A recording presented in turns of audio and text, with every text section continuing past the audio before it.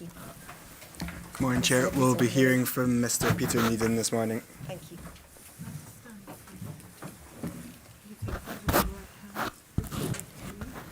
I swear by Almighty God I swear by Almighty God that the evidence I shall give that the evidence I shall give shall be the truth, shall be the truth, the whole truth, the whole truth, and nothing but the truth. and nothing but the truth. Thank you very much. Thank you, Mr. Needham, can you give us your full name, please? Peter Julian Needham. Thank you. And Mr. Needham, you've provided a statement to the inquiry dated the 6th of February 2022, and that's at our reference INQ 000119. Chair, can I ask for that to be adduced in full? Indeed, thank And Mr. Needham, what that means is your statement is now evidence before the inquiry, so I don't need to take you through every line in it. Just to start off with some questions about your background. So you've held various roles within G4S, including from May 2014 to December 2017, the role of regional president within UK and Ireland. Is that right? That's correct. And how big a part of that role involved responsibility for custodial institutions? So the business had around 30,000 employees. There were, I think, around 10 business units, of which the custodial business was one of those 10. The business had a low thousands of contracts and a turnover of around £1 billion. So could we put a rough percentage on it? It was a tenth of your job was custodial institutions. Is that fair?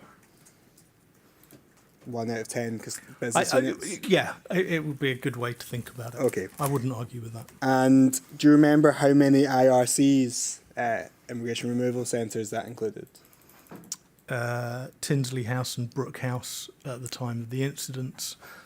In addition to that, the Cedars pre-departure accommodation was part of Tinsley House by then, I believe. And I think Campsfield House was no longer a G4S contract by then. Okay, and there was also a handful of prisons as well that were part of that. There were a number of prisons, yes. Yeah. And we've got an organogram which sets out the relationship between your role in Brook House, but pretty simply with regard to you, you were responsible at the top for custody and detention services, which ran Brook House. Jerry Petherick was the managing director of that business unit, but you were his manager and therefore responsible for that business unit. Is that right? I was ultimately responsible for everything within my business, and that included Brook House, of course, yes. And that's that. Okay. The transcript was just looking very strange.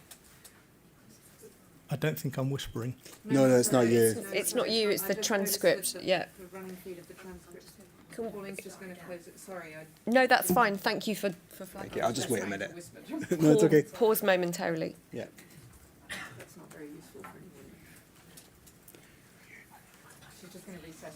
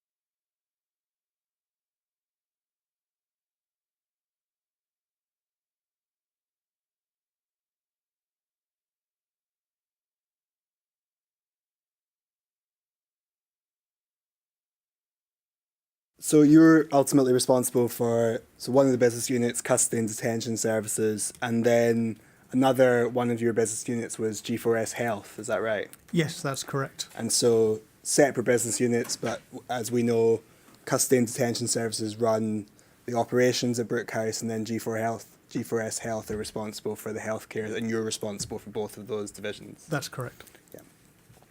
Now, when you became responsible, when you took up your role, and you became responsible for Brook House and Tinsley House, I want to understand the extent to which you familiarised yourself with the legislative and regulatory framework.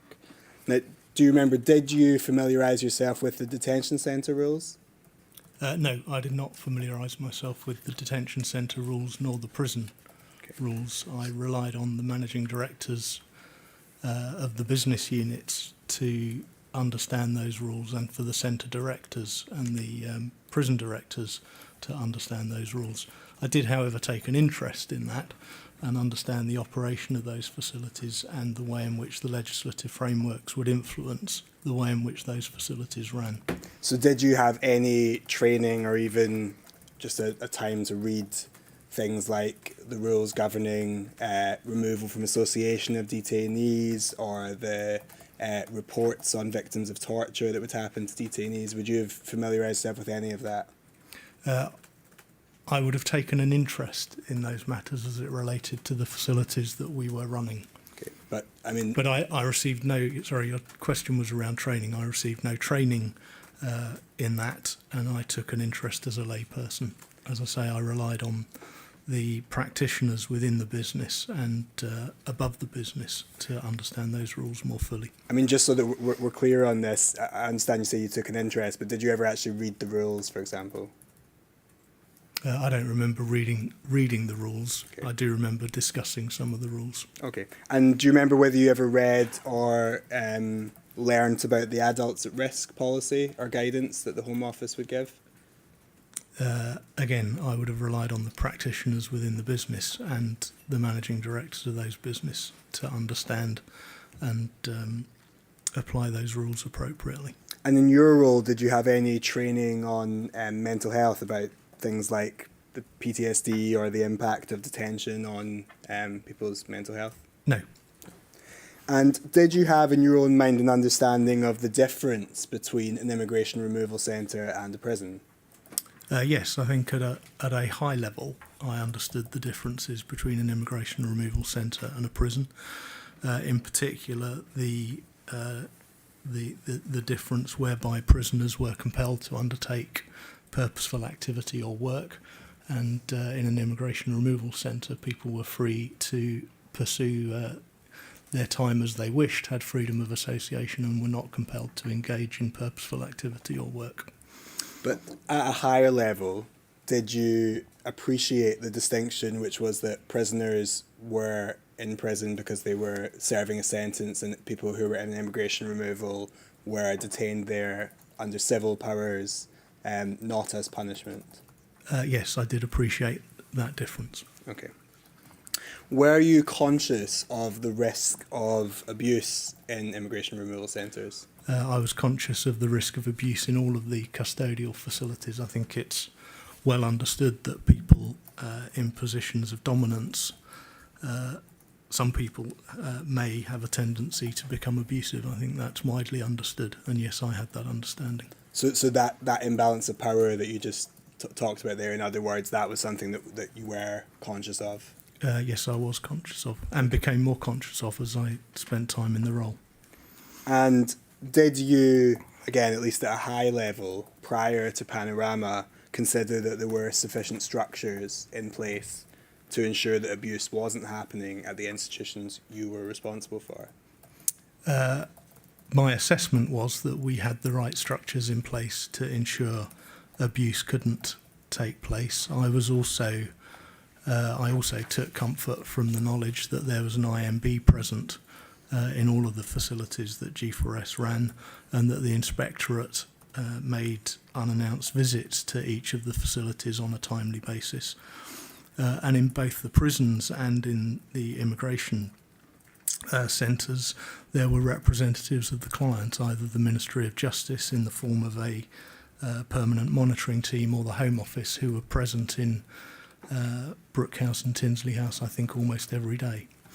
Okay, I want to ask you some questions about the response to the report on Medway, which came out prior to Panorama, prior to the relevant period. Did you read the Medway report when it came out?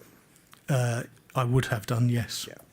And the report, and we're going to go on to just a couple of extracts from it, but the report noted overall that you had commented on the need for a change in culture at Medway and within G4S, and for people to be able to openly raise concerns. How did you think that people could openly raise concerns? What was that change that you felt could lead to people openly raising concerns? Well, I think I was talking about the culture of open management, open discussion, and people feeling safe to raise concerns with their line management, and in addition to that, to make use of whistleblowing facilities if that was their preferred route. Were you, and we're going to come on to some of the specifics with regard to whistleblowing, but were you conscious of the barriers that exist to people raising concerns?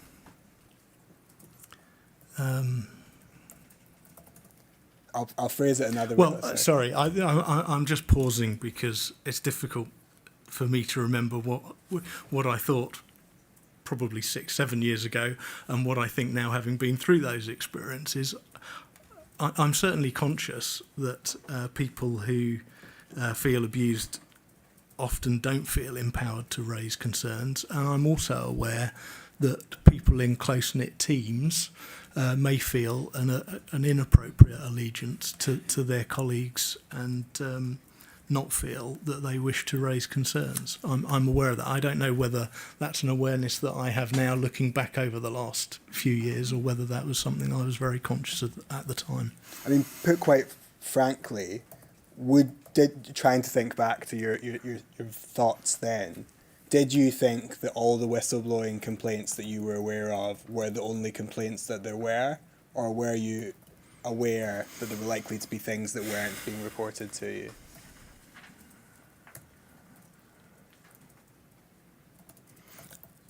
I really don't have a precise memory of that. It seems to me, again, looking back, that whistleblowing is not the only way to raise concerns, and in fact, in some ways, an active whistleblowing line is a sign of a healthy culture where people feel they can raise concerns. If you look at it another way, it's a sign of a certain degree of management failure where those concerns aren't just raised in the normal day-to-day running of business. How deeply did I think about that at the time? I really can't remember. Okay. Zainab, if we can have up on screen, please, INQ 000010.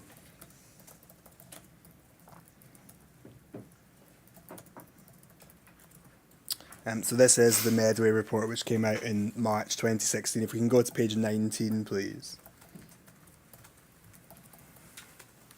At paragraphs 2.32 to 2.33, under leadership and culture, it said, the summary is given of the views of some of the stakeholders and staff that the board heard from demonstrate that there are widespread concerns about the culture and values at Medway STC. Culture is driven by leaders, and the board feels that G4S is no exception. In earlier advice to the Secretary of State, the board explained that it had significant concerns about the leadership values that are being modelled from the top at Medway STC. The board now feels that that transcends the STC and goes higher into G4S leadership. Do you remember reading this finding, Ms. Needham? I don't remember reading this finding. Okay. Well, you can read it now, and it says that the board feels that the concerns about leadership value went beyond the STC and went higher into G4S leadership. Would you have thought that that applied to you? I don't believe it did. I think it did apply to the managing director of the children's services business at the time, and again, I don't remember this in detail. Is that Paul Cook you're referring to? I was referring to Paul Cook, but one of the steps we took, as well as changing the centre director at Medway, at least on an interim basis, was to remove the STCs from Paul Cook's responsibility. Okay. If we can go to page 6, please. Sorry, I don't remember whether I checked out whether that comment was relating to me or not. It's possible that I did. Okay. This is, I just want to read to you some of the points made in the executive summary in this report. I'm just going to summarise them rather than read them out in full, but at point V, or Roman numeral 5, it refers to there being a leadership driving a culture based on control and contract compliance rather than rehabilitation and safeguarding the vulnerable. And it notes that there were significant concerns that this culture and emphasis on contract compliance may be leading to reports of falsification of records. At Roman numeral 6, VI, it refers to concerns about the level of oversight and scrutiny. That's in the final sentence there. And at the point below that, VII, or Roman numeral 7, it refers to there being insufficient and outdated safeguarding measures. So these are a few of the points they're making with regard to Medway. The Medway was, of course, a different type of institution to Brook House, but both were run by G4S. Do you remember, upon reading this, whether you considered that these issues might apply to the other custodial institutions run by G4S? Yes, I do remember being concerned about whether this was more widespread within the business, and we took steps to roll out some of the learning from Medway, particularly around whistleblowing across the business, and to raise the profile of that.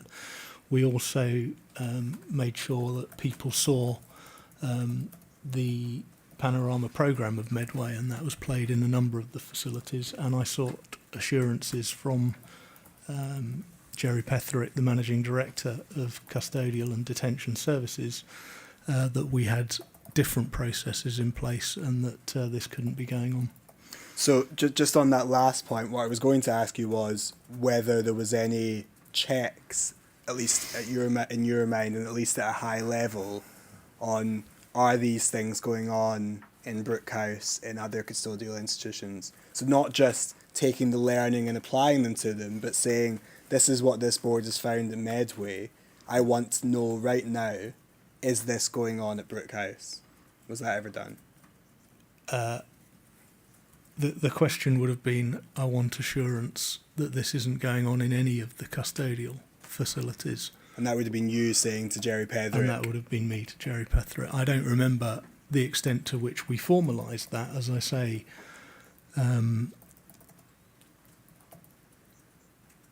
we had in place a set of reviews, checks and balances, and the presence of the Ministry of Justice on-site monitors, the Home Office. But I'm asking about G4S's own checks. You obviously. As I say, G4S had its own checks and its own management teams in place, its own processes for reviewing use of force and so on. But then, in addition, we had a number of external checks upon us that I relied upon. Okay. Do you remember, did you say to Jerry Petherick, I want assurances that this isn't going on at these institutions, or is it just that you think you might have or would have? Well, I don't remember that exact conversation 5 years ago, but I do remember seeking assurances from Jerry that this wasn't going on. Okay. But what I think you're getting at, and if I could just be completely clear, we didn't put in place a wholesale change to the management processes that were going on within those facilities. My understanding at the time was that this was an isolated incident within one secure training centre, and that the management teams in the other facilities were operating under slightly different protocols because they were prisons, not STCs, and I had assurances from Jerry and the other external bodies that this was not going on. Okay. Now, you've mentioned to us, and you say in your statement at paragraph 23, that some of the learning from Medway, such as increased use of body-worn cameras, were rolled out across the custodial estate. Do you remember, did you ever ask for checks about whether those were being used properly, whether those changes had actually been implemented? I don't recall the extent to which that was monitored. Okay. I do recall that implementing body-worn cameras was not a completely straightforward process. Now, Mr. Needham, the inquiry has seen evidence from at least two senior managers at Brook House, from Michelle Brown and also from something that Ben Saunders is reported to have said, which suggests that at Brook House, at least a couple of them were warning or concerned about the risk of Brook House having another Medway in their hands, or there being another panorama that might happen at Brook House. Did that warning or those warnings ever reach you? No. Would you have expected that sort of thing to be escalated to you? I would have expected any concerns like that to have been taken seriously by local management, and if there was real concern that that was the case, for that to have been escalated, yes. Okay. Now, after Medway, Ms. Needham, there were also issues with another custodial institution run by G4S, Birmingham Prison. Just briefly on that, I think you refer in your statement to this as being an incident of concerted indiscipline at Birmingham Prison. This is paragraph 48 to 50 of your statement. And you say at paragraph 49 that there was a significant focus on staffing levels, sickness, use of force, levels of violence, the fabric of the buildings, financial performance, and discussion with NOMs.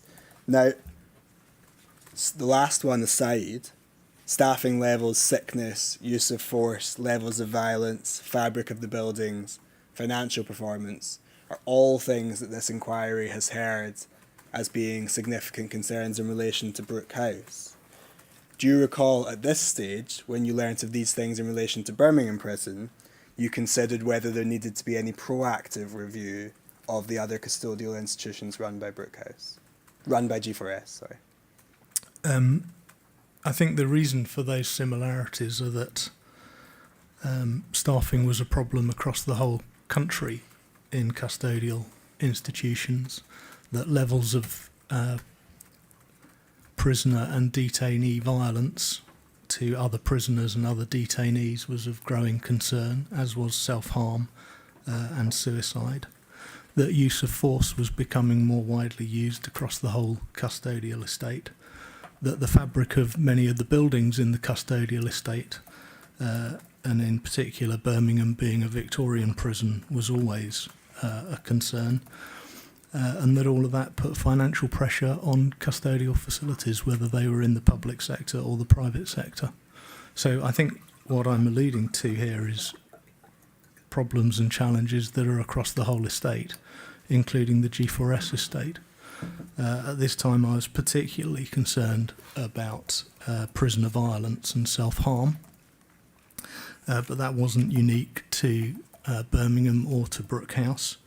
But was right across our custodial facilities.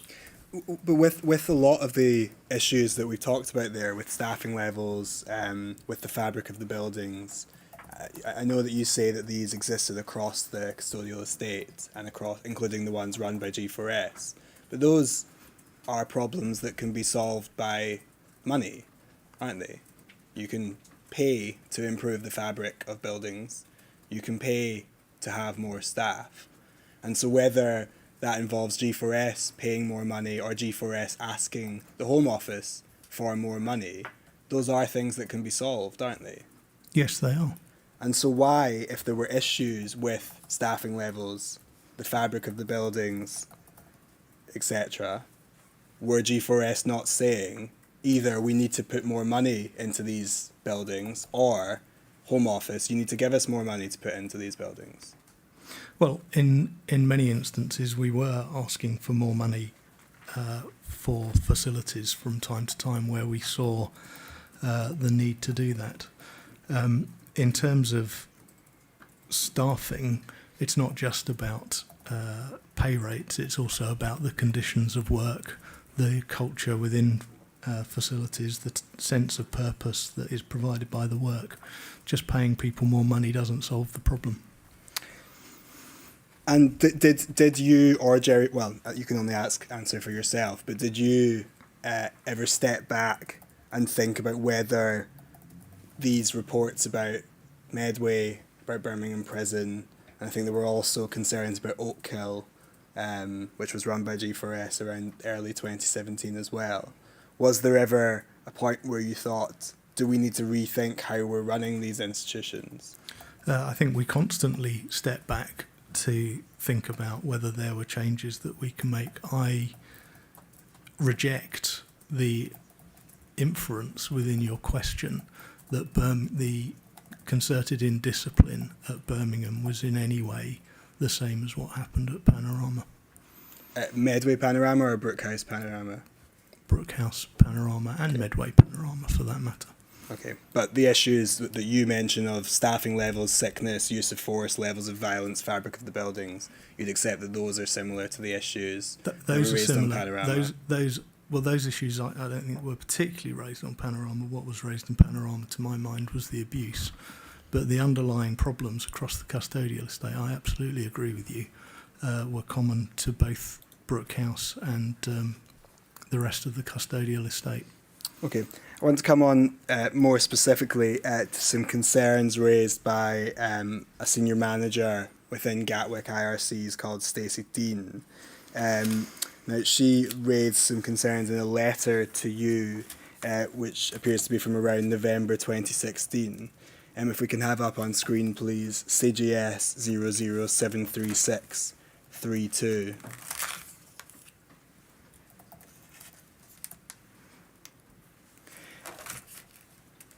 Now, before we go through this, I appreciate it says, it's on screen now, it says to Mr. Needham at the top. I appreciate that's not your name. I don't think I was in any doubt as to who that was this is sent you. to. And presumably no one within senior management at G4S would have had any doubt that this was for you. I don't think so. Okay. No, in fact, that was a regular one. Okay.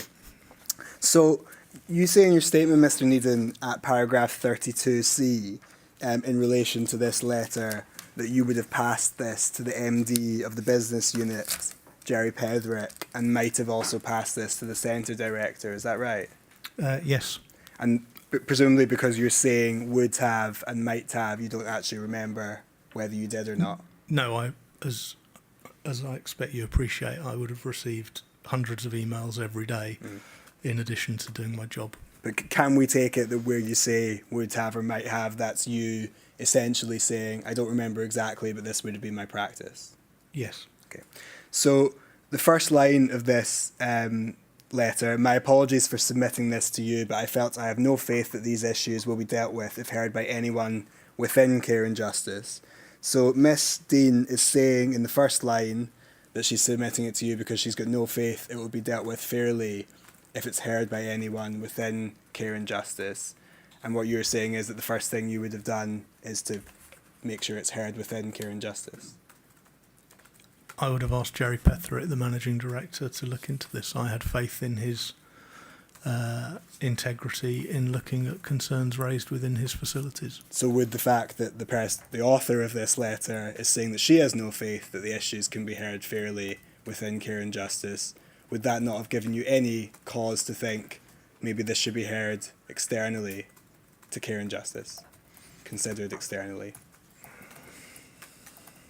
I didn't at the time, no. And my experience was that people use the descriptions of the businesses rather generically. So Jerry Petherick wasn't the managing director of Care and Justice. Who was? Care and Justice at that stage I don't think existed. I was the regional president for the UK and Ireland business. Jerry Petherick at that time I think was the managing director of Custodial and Detention Services. Okay, but aside from the names, Custodial and Detention Services became Care and Justice at some point. I mean, it's clear that she's talking about that division of the business, isn't it? It's not clear to me now, and I'm not sure that it would have been clear to me then. Okay. Bottom paragraph of this. I believe later on in my career, I think my title was Divisional CEO, Care and Justice. Okay. Bottom paragraph of this, please, sign up.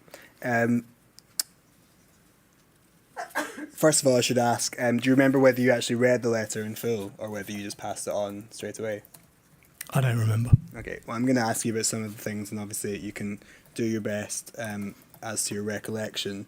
The second sentence in the bottom paragraph, or the third sentence actually, says, after Ben was sent to Medway in early 2016 to resolve the issues there in relation to bullying and false reporting, all of which were also occurring at Gatwick. Would it have caused concern that somebody was saying that bullying and false reporting were also happening at Gatwick? Both would have caused concern. Because you've said before that following Medway you would have got assurances from Jerry Pederick that the rest of the G4S custodial estate wasn't having the same problems, and here's a senior manager saying that they are having the same problems. Yes? Yes. Then she says that Lee Hanford, who was a senior manager in that unit, asked her to investigate staff who she'd initially raised concerns about, but then she was told by Ben Saunders not to investigate them. We'll come back to that. If we can turn over the page, the top paragraph, please. And she notes at the top paragraph, final sentence, the environment at Gatwick is toxic. Because there is no faith by the majority of the SMT or DCMs that any issues are dealt with or that any decisions are made. Now you say, Mr. Needham, in your statement that you've noted the comment about toxic environment. Was that something that you'd heard or were hearing at that point from others about Brook House? No, not at all. Quite the opposite, actually. So that would have come as quite a shock to you? That would have been a surprise to me. And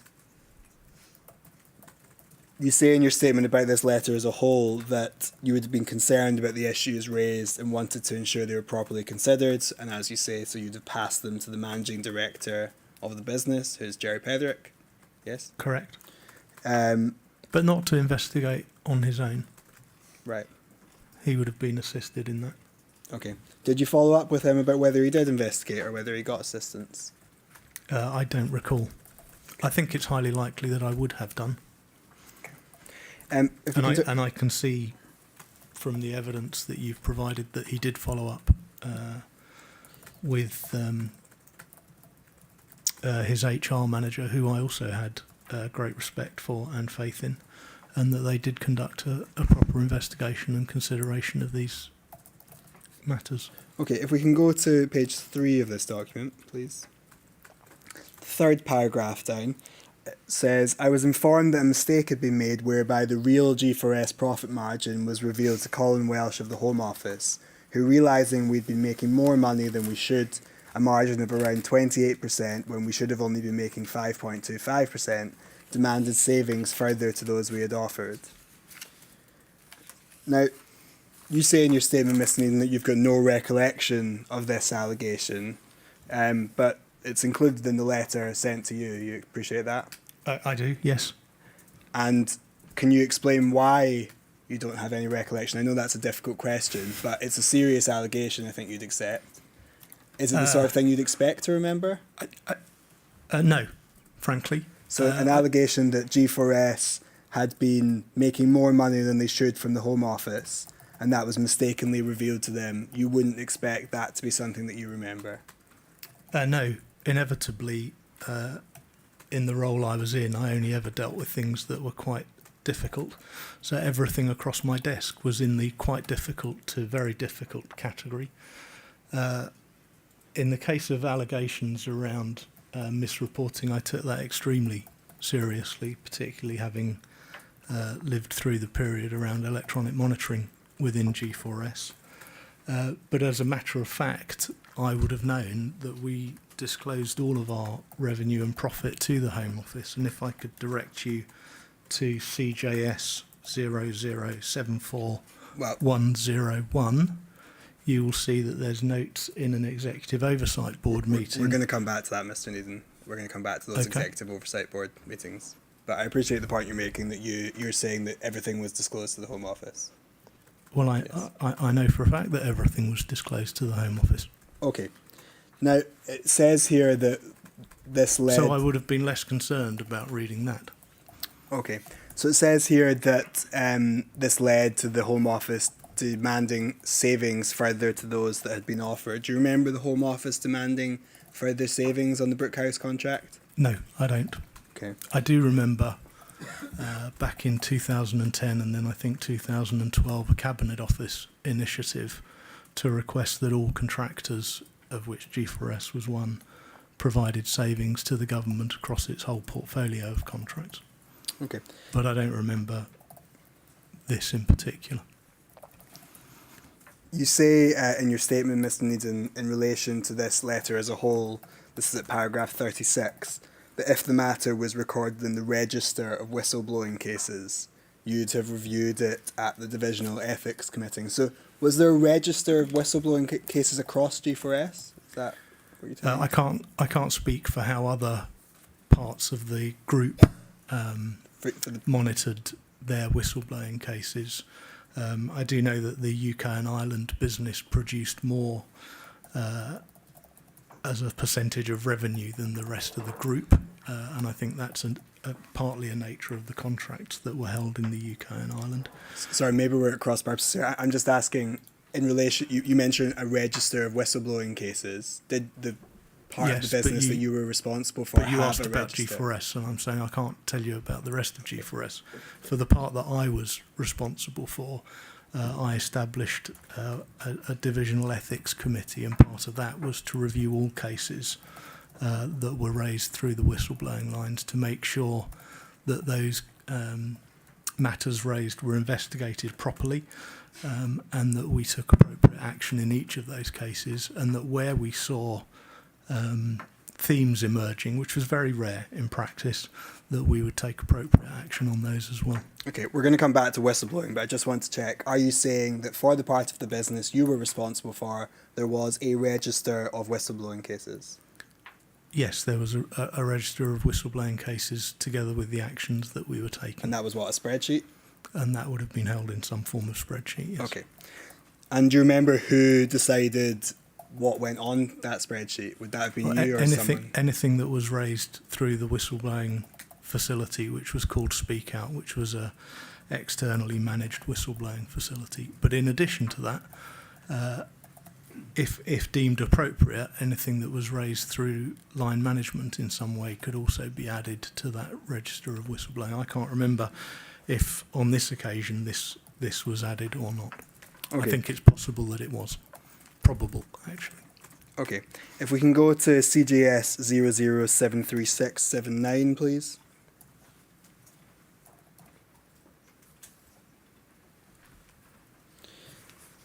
This is an email chain ultimately between different people, but the emails we're concerned with are from Stacey Dean to Jerry Petherick. And if we can go to page 2, please. You'll see that in the second paragraph from the top, and you'll see it on screen, Mr. Needham, this is in an email from Stacey Dean to Jerry Petherick in January 2017. And it says, in the case of the DCOs we discussed, they are also known to be supplying spice to detainees, yet there's not been a single staff search since this information has been known. Steve constantly fobs off decisions.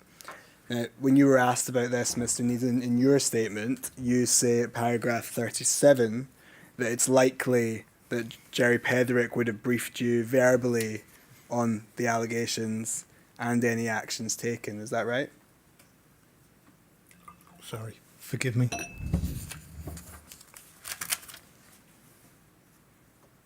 You say, I have no memory of being involved, but it's likely that Jerry Petherick would have briefed me verbally on the allegations and any actions taken.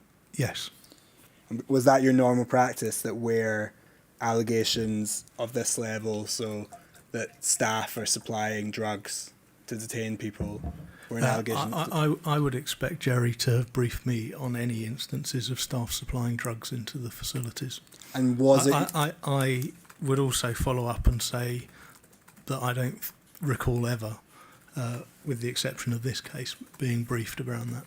There were occasional concerns around staff taking drugs into facilities, but very, very rarely. Sorry, but you say with the exception of this case, so do you remember being briefed in this case? No, I don't remember being briefed on this case, but I can't help but see the evidence that's Right. put in front of me. I don't argue with it, of course not. And was it your normal practice for those briefings to be verbal rather than written? Yes, I held a monthly review with all of the managing directors, and matters of this nature would be discussed formally in that meeting, and if appropriate. And I think if there was an instance of a member of staff taking drugs into one of the custodial facilities, I would expect Jerry to alert me to that before that meeting. But just verbally, not in Well, writing? he might use email, but verbally. Okay. More broadly, Mr. Needham, you say that you always relied on the judgment of Jerry Petherick and his team to deal with these matters appropriately, and that you were never given cause to be concerned about this approach. What was your relationship with Jerry Petherick like? How often did you speak to him? I would meet with Jerry formally once a month to review the performance of the business. Jerry took those reviews seriously. He prepared properly for them. They were challenging, I think, challenging but professional in nature.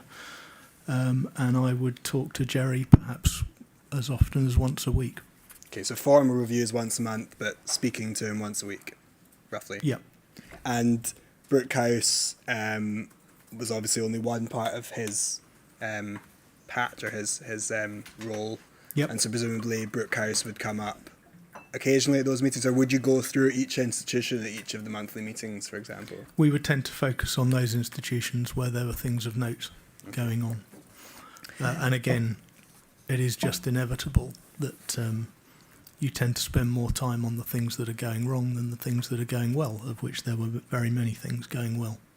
Okay, and I appreciate that Brook House was only a part of this, but obviously it's our focus.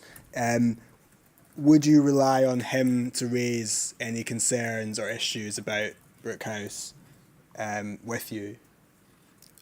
Yes, and was confident that that would happen because he raised concerns about other facilities.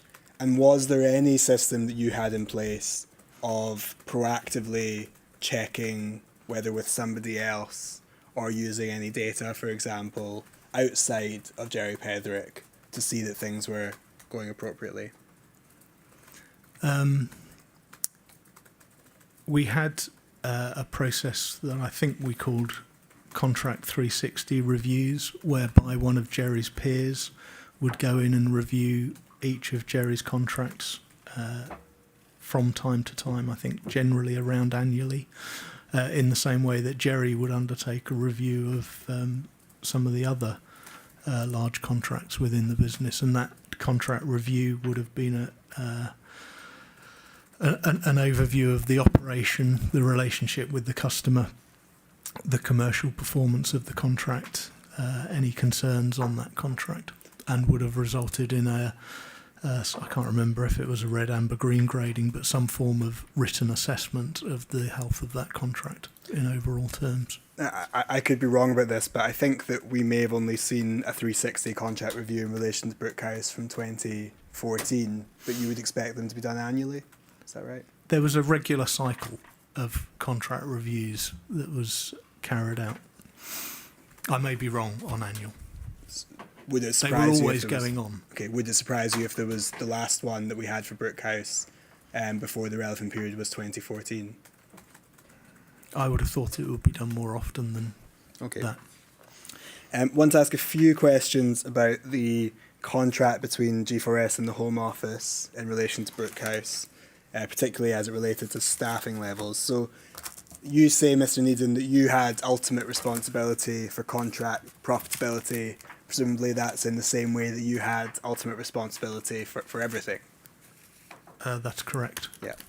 And you say in your statement at paragraph 41 that all members of the management team were encouraged to find ways to operate their business with greater efficiency. Yes? Correct. And drilling to the heart of what that means, does that mean that all members of the management team were encouraged to make more money for G4S? All members of the management team were encouraged to find ways of operating contracts more efficiently, partly for the benefit of G4S and partly for the benefit of the client and therefore the taxpayer. Okay, but more efficiently means more profit for G4S or less money spent by the Home Office, yes? That's what more efficiency means. It only means that within the life of that individual contract. Yeah, If you were to look at that over a longer period of time, our client was very interested in us making efficiencies through the life of the contract, which may turn into profit share, i.e. some for the company, some for the client within the contract period. But more importantly, from the client's point of view, at the next bidding of the contract, all of those cost savings would be baked into everybody's bid. Indeed, and you say at paragraph 42 that the Home Office was keen to reduce operational costs because price was, you say, in nearly every case I can remember, the determining factor in awarding contracts. And you say lower costs achieved in one generation of a contract would become the basis of bidding for the next generation of contracts. So taking an example, if in 2016 G4S says we've managed to find 150 grand of savings in this contract, does that mean when the next bid happens, the Home Office are going to look at it from the perspective of, well, that's what G4S have done it for recently, so that's the baseline we'd expect? Is that what you mean by that? Yeah, effectively. Okay. Now, the mechanism by which that was communicated to all bidders would have changed from bid to bid, but effectively government was very efficient at helping all bidders understand what an appropriate cost base was. Now, we heard evidence yesterday from Sarah Newland, who was she was director of Tinsley House during the relevant period, and she's now deputy director of Brook House when it's not run by G4S anymore. She said that she believed that the centre was run as understaffed during the relevant period in order to attain profit, and that this was evidence of G4S prioritising profit over detainee welfare. Would you agree that the centre was run as understaffed in order to attain profit? No, I wouldn't agree with that characterisation, and I don't think that makes any sense, because the company would still have had an obligation to provide the cover on the shifts, and that would have resulted in overtime payments. And secondly, if you run a facility that's always understaffed, you tend to have higher staff turnover, which makes it more difficult to run the centre and also increases your recruitment and training costs. So it's not a sensible model. Now, what was true across the whole of the custodial estate and Brook House at the time in question was, I think, particularly struggling, was to reach the staffing that was intended. I appreciate that you say it might not be a sensible model, but that's the evidence from somebody who was on the ground, so to speak. Well, I don't wish to argue with Sarah because that's what she stated. I'm just saying it's not something that I encouraged, and it wouldn't have made sense for us to do that. At least on a short-term basis, though, Mr. Needham, if there were staffing vacancies and those were not filled, then that meant that G4S weren't spending money paying staff. Well, they would have been spending money paying staff in overtime to cover those shifts. Well, what, Mr. Needham, if they weren't doing so? What if staffing levels were not sufficient and were under the contractual requirement? Then they wouldn't be spending that money, would they? Well, if they weren't, if the company wasn't meeting its contractual requirement, it would then suffer penalties. Which indeed it did, Mr. Needham, but... Well, all I'm saying is it wouldn't have been our intention to do that. Well, because it wouldn't make any sense. Well, sorry. Let me rephrase that. I certainly gave no instruction that that's how the centre should be run, and it wouldn't make sense for us to run the centre in that way. Okay, and if that was the way that the centre was being run, so that staffing vacancies were being left vacant in order to avoid staffing costs, incurring financial penalties from the Home Office, which may be less than the amount of money it would cost to pay staff, is that something that you would have expected to know about? Yes, it would. Okay. Okay. And is that And something in the you would have case of- discouraged? It would have been something that I would discourage, yeah. And I think we had an example earlier in the pack of where we were talking about Birmingham Prison, where the whole focus was on getting up to the right level of staffing. And it would have been no different here in Brook House. Okay. Now, at paragraph 95 of your statement, Mr. Needham, you say that you understood that both G4S and the Home Office were content with staffing levels. When you say that G4S were content with staffing levels, what does that mean? Obviously, a company can't be content.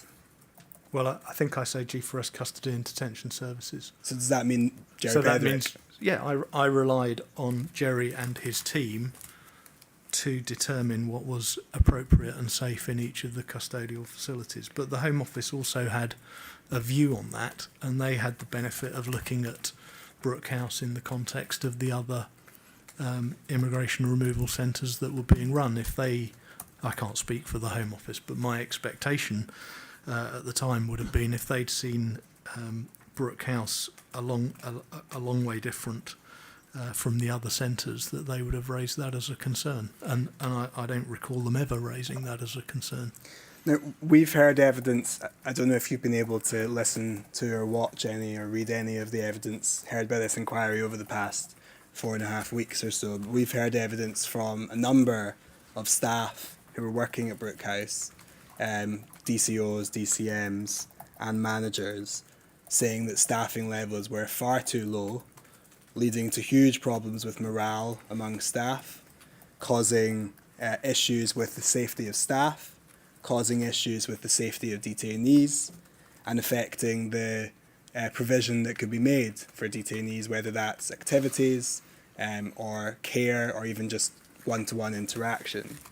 So when you say that G4S were content with the staffing levels, presumably you don't mean that the staff were content with the staffing levels. I'm sure there would have been a range of views on whether there were enough people in the centre. Well, why are you sure of that? Because that's normal. Okay. But in this situation, we've heard evidence from a lot of staff talking about staffing levels being, one used the phrase that staffing levels caused morale to be at an abyss.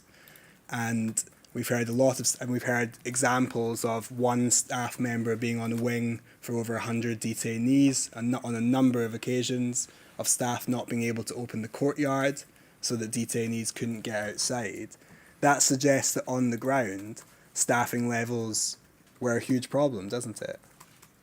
I don't know if it suggests that staffing was a huge problem all the time. I can well believe that on occasion staffing was very difficult. Do you consider it to be a failure of reporting structures that those complaints, those issues didn't reach Jerry Pedrick or you? They may well have reached Jerry Petherick. I'm not sure I would consider it a failure that it didn't reach me. On occasion, it did.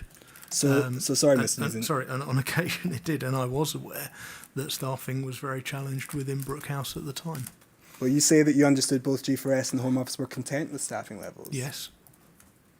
How do you reconcile those two? That G4S and the Home Office were content, but staffing levels, you just said you were aware that staffing was very challenged.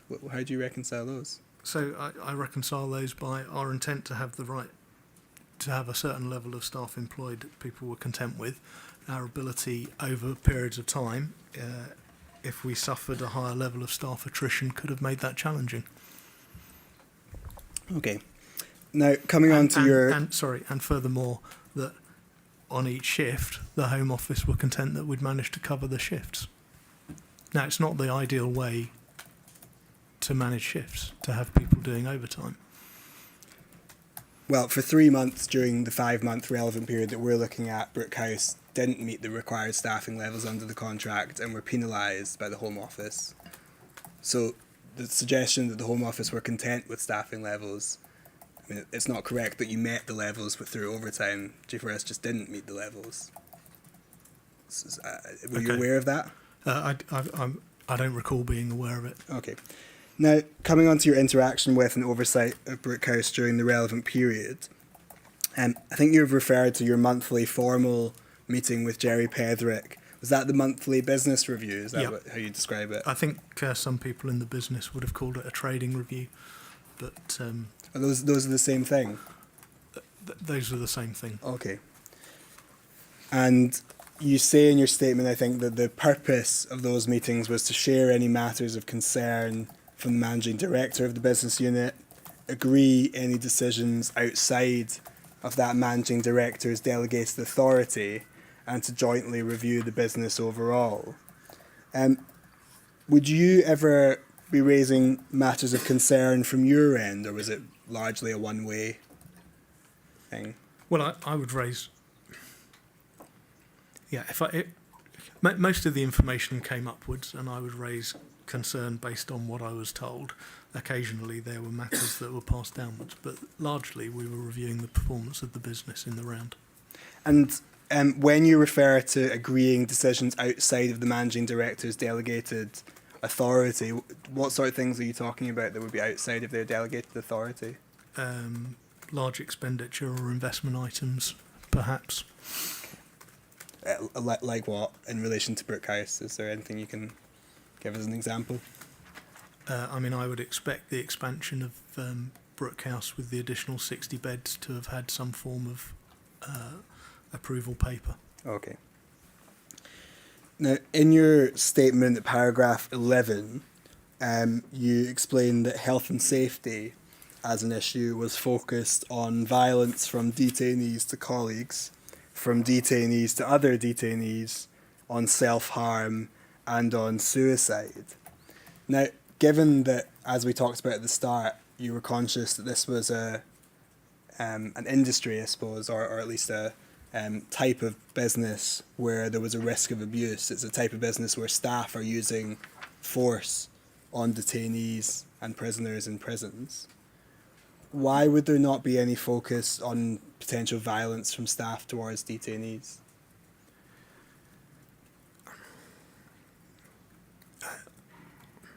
Perhaps that's an oversight in the way I've written this answer. I think that the reality was that was extremely rare. Extremely rare. That was not the norm. However, violence between prisoners and between detainees and self-harm and suicide, or less so suicide, was the norm. And presumably when you're talking about the norm... So all of those descriptions there were things that were measured in the facilities and were measured by both the Home Office client and the Ministry of Justice client. But presumably when you're talking instances of abuse would have been taken out with this. They were extremely serious and would have been dealt with as individual matters. As I say, they were extremely rare. But when you talk about the rarity of them, presumably what you mean is the rarity of them being reported to you, because you don't know the rarity of them occurring. Well, that's inevitable. Okay. I can think of, beyond Medway and Panorama, I can think of only one incident in my whole time where there was a concern raised about a member of staff behaving inappropriately to one of the prisoners in a different facility. This was extremely rare. Now, taking that as at face value, does that suggest a problem to you? Do you think that actually there was no abuse in any of your business units towards the people that were being, or just looking at custodial institutions, that there was no abuse happening? Or does that concern you that you just weren't learning about it? At the time, I was confident that the oversight that the company had and the external oversight, which is very considerable, meant that both Medway and Panorama were isolated incidents. If I reflect on that now and consider what has been presented through the media over the last 5 years, where we have seen a catalogue of horrific abuse being reported in care homes in Northern Ireland, in the children's sector in mainland Britain, in the Metropolitan Police, in the church, I would say that callous disregard for others by people in positions of power over people who are vulnerable is far more widespread than any of us should be comfortable with. Okay. That was not my view in 2016-17. One of the things you say, Mr. Needham, is that when individual contracts became materially difficult, they'd be subject to more intensive review of their operations by the divisional management team. Do you remember, did this happen with Brook House after Panorama? Or is that the action plan? Effectively, that was the action plan. Okay. But we had a whole range of other troubling contracts where we didn't need Panorama to help us get going on some form of recovery plan. Okay. And that was what I was referring to there. Now, in terms of the frequency with which you would go to Brook House, you say that you would attempt to visit each custodial facility at least once a year. Is that right? Yep. And when you visited, how long would you spend there? Most of a morning or most of an afternoon. I would usually try to time my visits to coincide with some other meaningful management event, so I wasn't just an industrial tourist. Sorry, can you just try and move your mouth a little bit away from the microphone? I know it's the opposite of the advice we gave. Yes, it's not. It's not. I've normally been hearing people to speak up. Yeah, Apologies. I think it's just when you're particularly using the letter P, it's often coming with a reaction. Apologies.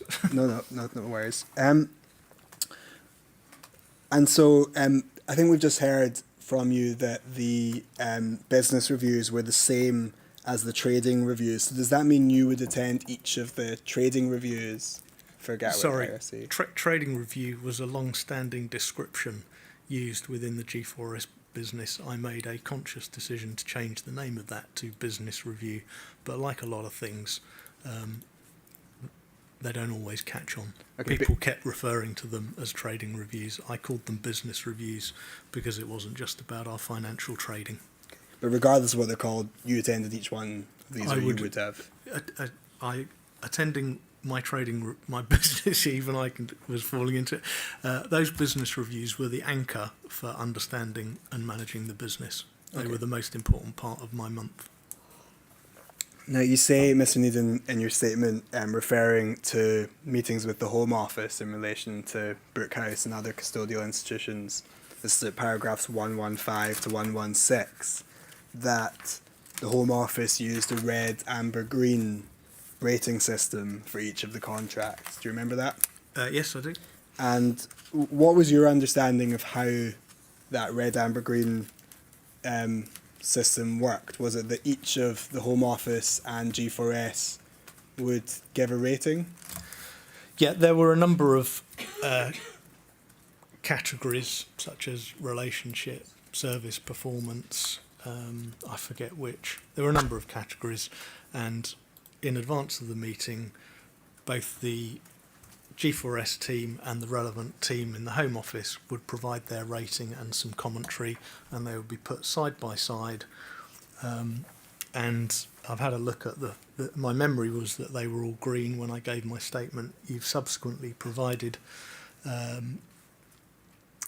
evidence of 3 of those executive oversight boards, and I can see that G4S thought that they were green, largely green on all occasions, and the Home Office thought that we were amber or green on all those occasions as well. There was also sometimes a directional arrow, but my overall memory of this was that this was not a contract that was a concern to the Home Office or to G4S. And do you remember, in terms of the red, amber, green rating, was that were there any sort of detailed criteria, or was it a general thing of, I think it's going well, I think we're going to come on to the reviews themselves, but they don't set out the criteria for which you actually get to a green or an amber or a red? No, it was deliberately a subjective assessment, because this was over and above a much more rigorous quarterly contract review that was driven by performance criteria in the contract.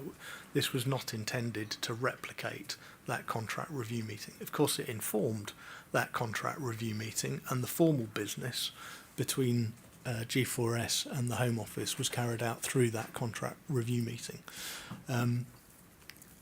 Just to put that in context, though, that red, amber, green, there was nothing cosy about this, and G4S had another contract with the Home Office, which was the Compass programme, whereby G4S provided accommodation for asylum seeker. That contract was red all the time. It was enormously challenging to operate, and G4S was held to account very strongly throughout that period. So it's not the case, and you haven't suggested it, but just in case people think that it was a cosy relationship with the Home Office and contracts were always rated as red, as green or amber, that just wasn't the case. But do you think, I mean, I appreciate you've said now that some of them were amber, but you've said it wasn't a contract that you felt the Home Office were particularly concerned about. Given what we then saw on Panorama and what we've seen in this inquiry, the evidence obtained by an undercover reporter, does the fact that it took an undercover reporter to obtain that evidence suggest that the system wasn't working? There was clearly a failure in the system for which I'm deeply sorry. Let's look at a couple of those meetings. If we can have up on screen, please, CJS 00744095.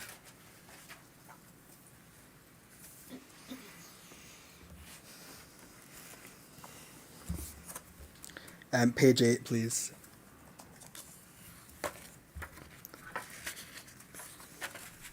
So this is one of the parts of those executive oversight meetings. This is from September 2016. Just want to take you to a couple of bits in each of these. On the left-hand side, it says delivery is to a good standard with the level of performance deductions overall being low. However, there has been an increase in the level of deductions over this last quarter, predominantly relating to staffing levels and regime availability. So would you take that to mean that there were problems at this stage with staffing levels? Yes. Yeah. And then it notes underneath, the bullet point underneath, that there was plans to increase capacity within Brook House by 60, and that those were being progressed. Did you see any conflict at the time between the fact that Brook House was already suffering from insufficient staffing levels and that the Home Office wanted to increase capacity by a further 60 residents or detainees? I don't know what I thought at the time. Do I you mean, see I imagine, but I am only speculating that we had a plan to improve the position in relation to staffing and increase that to the level required to take the additional bed places. I'm not sure what that noise is, but And I would also, I don't think that's me. maybe coming from somewhere else. Let's try and work through it if we can.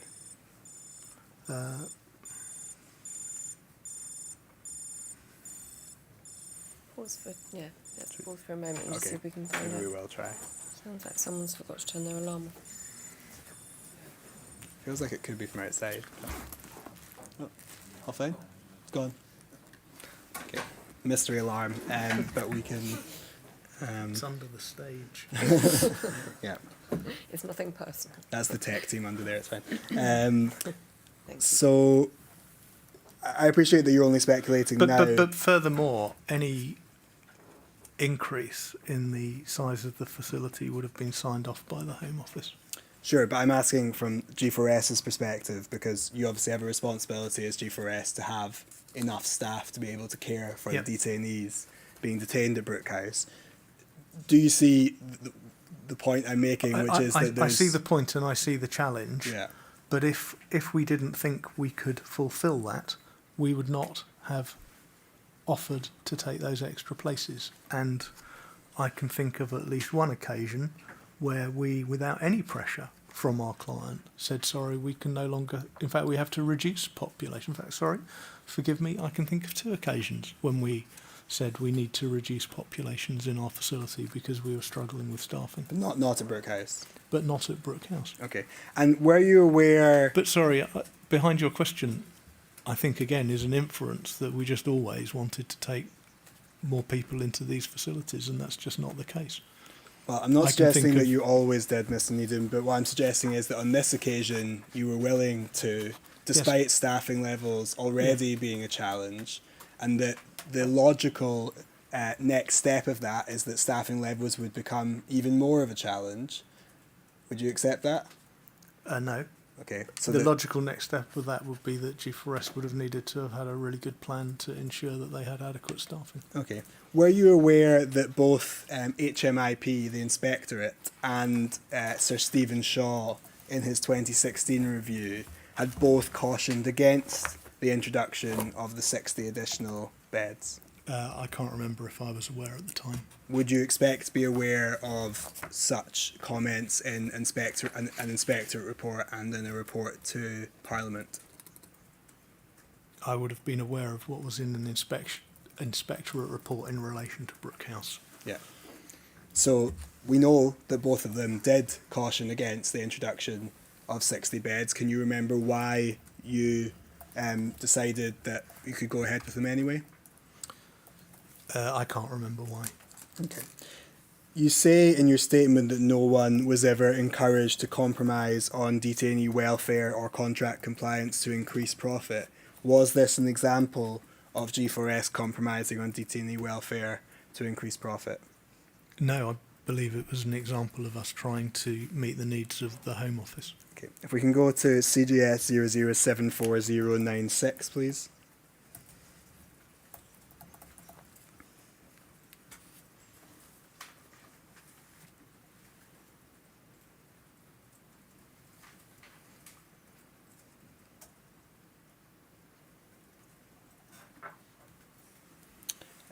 This is, and we can go to page 7, please. This is the meeting from March 2017. This is the one where it looks like there's an amber rating from the Home Office.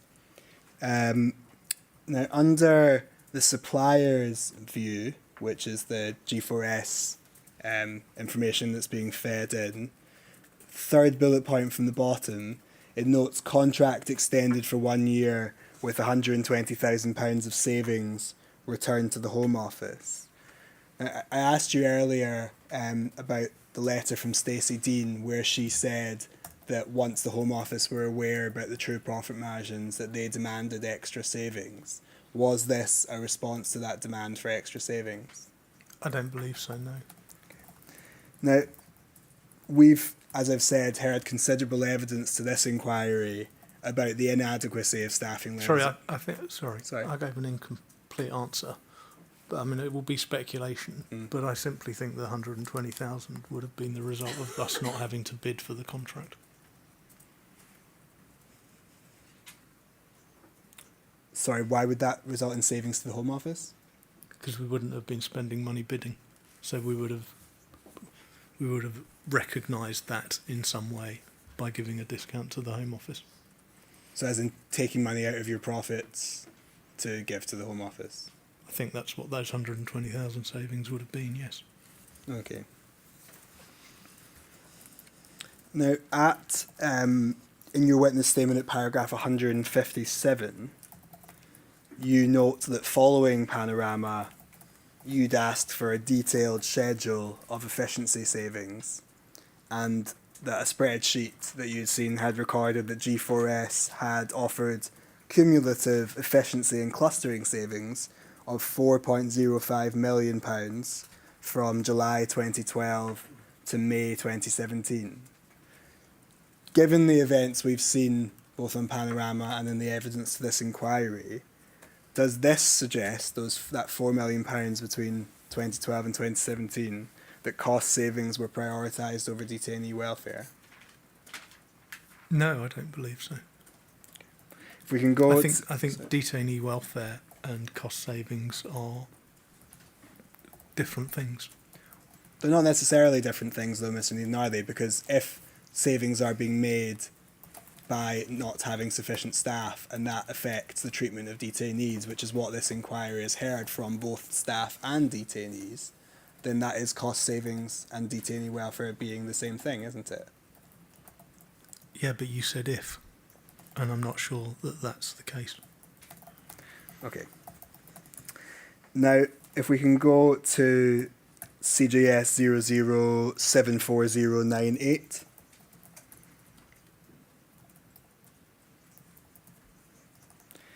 Page 8, please. This is the meeting from June 2017.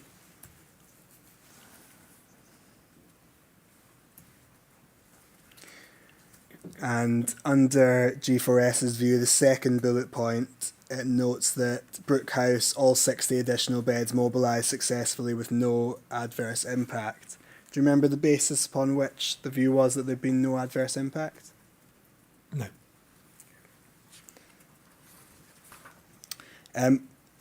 If we can go to CGS 00744101. But I also don't remember a disagreement with the Home Office on that assessment. Okay. This is the Executive Oversight Board from October 2017, and it records that you gave an update to the board on the action plan being implemented following Panorama. It notes under the second bullet point, random stop and search implemented and has served as a good deterrent. Do you remember, was that random stop and search of staff or detainees or both?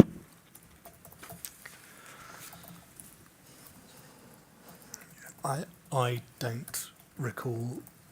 My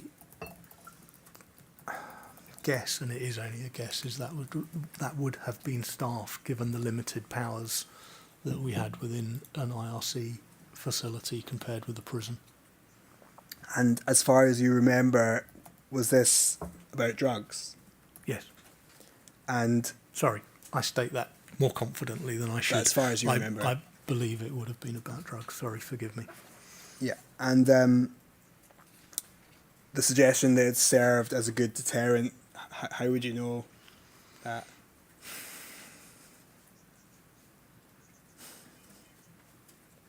I don't know. Now, in relation to drugs, I suspect because it had prompted quite a reaction. Employees generally do not like being invasively searched for drugs. now, in relation to drugs, you say in your statement, Mr. Needham, that paragraph 78, that you don't recall any issues about staff bringing in drugs being raised as a concern. We've already talked about this because you said that you didn't recall any other occasions, but this email, you thought it might have been. But you do say in your statement that you'd have expected to be informed if any member of staff was found to be bringing in drugs. Would you expect to only be informed at the stage where someone was found to be bringing in drugs, or would you expect to be informed if there was intelligence or suspicion of a staff member bringing in drugs? I think I would expect to be informed if that was the case.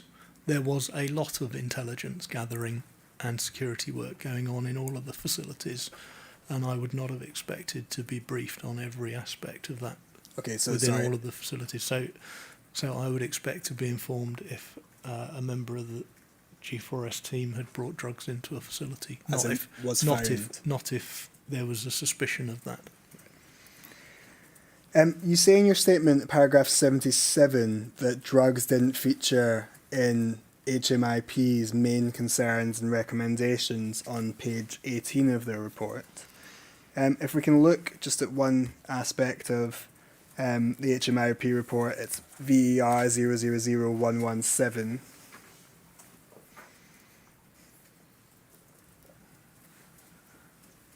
At page 32, I believe.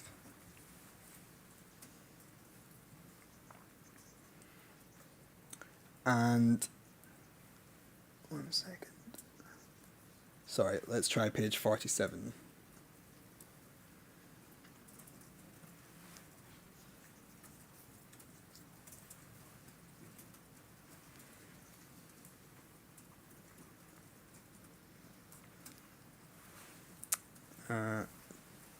We can go down.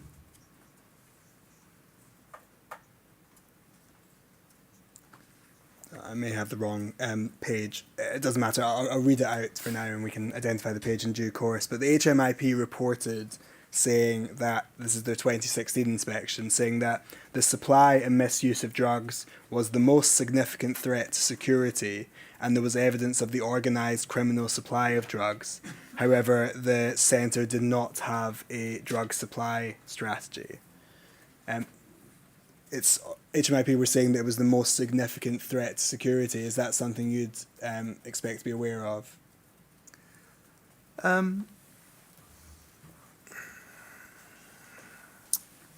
My recollection is, I mean, any instance of drug use in a custodial facility is distressing and inappropriate.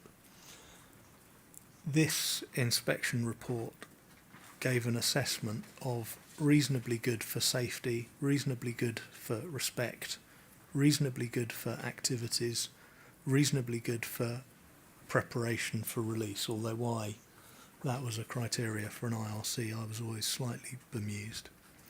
And whilst reasonably good isn't as good as the top grade, it was the second top grade. And in the context of the time, that was difficult to achieve. The comments around drugs, I think contextually, Brook House was nowhere near as difficult in respect of drugs as the vast majority of the custodial estate, certainly the prisons. So I suspect that at the time I would have felt reasonably satisfied with this report. I certainly would have looked at the main recommendations, which in this case were the length of stay, which is largely a matter for the Home Office, and I think had become very problematic across the IRC estate. And the second large recommendation was around the fabric of the building.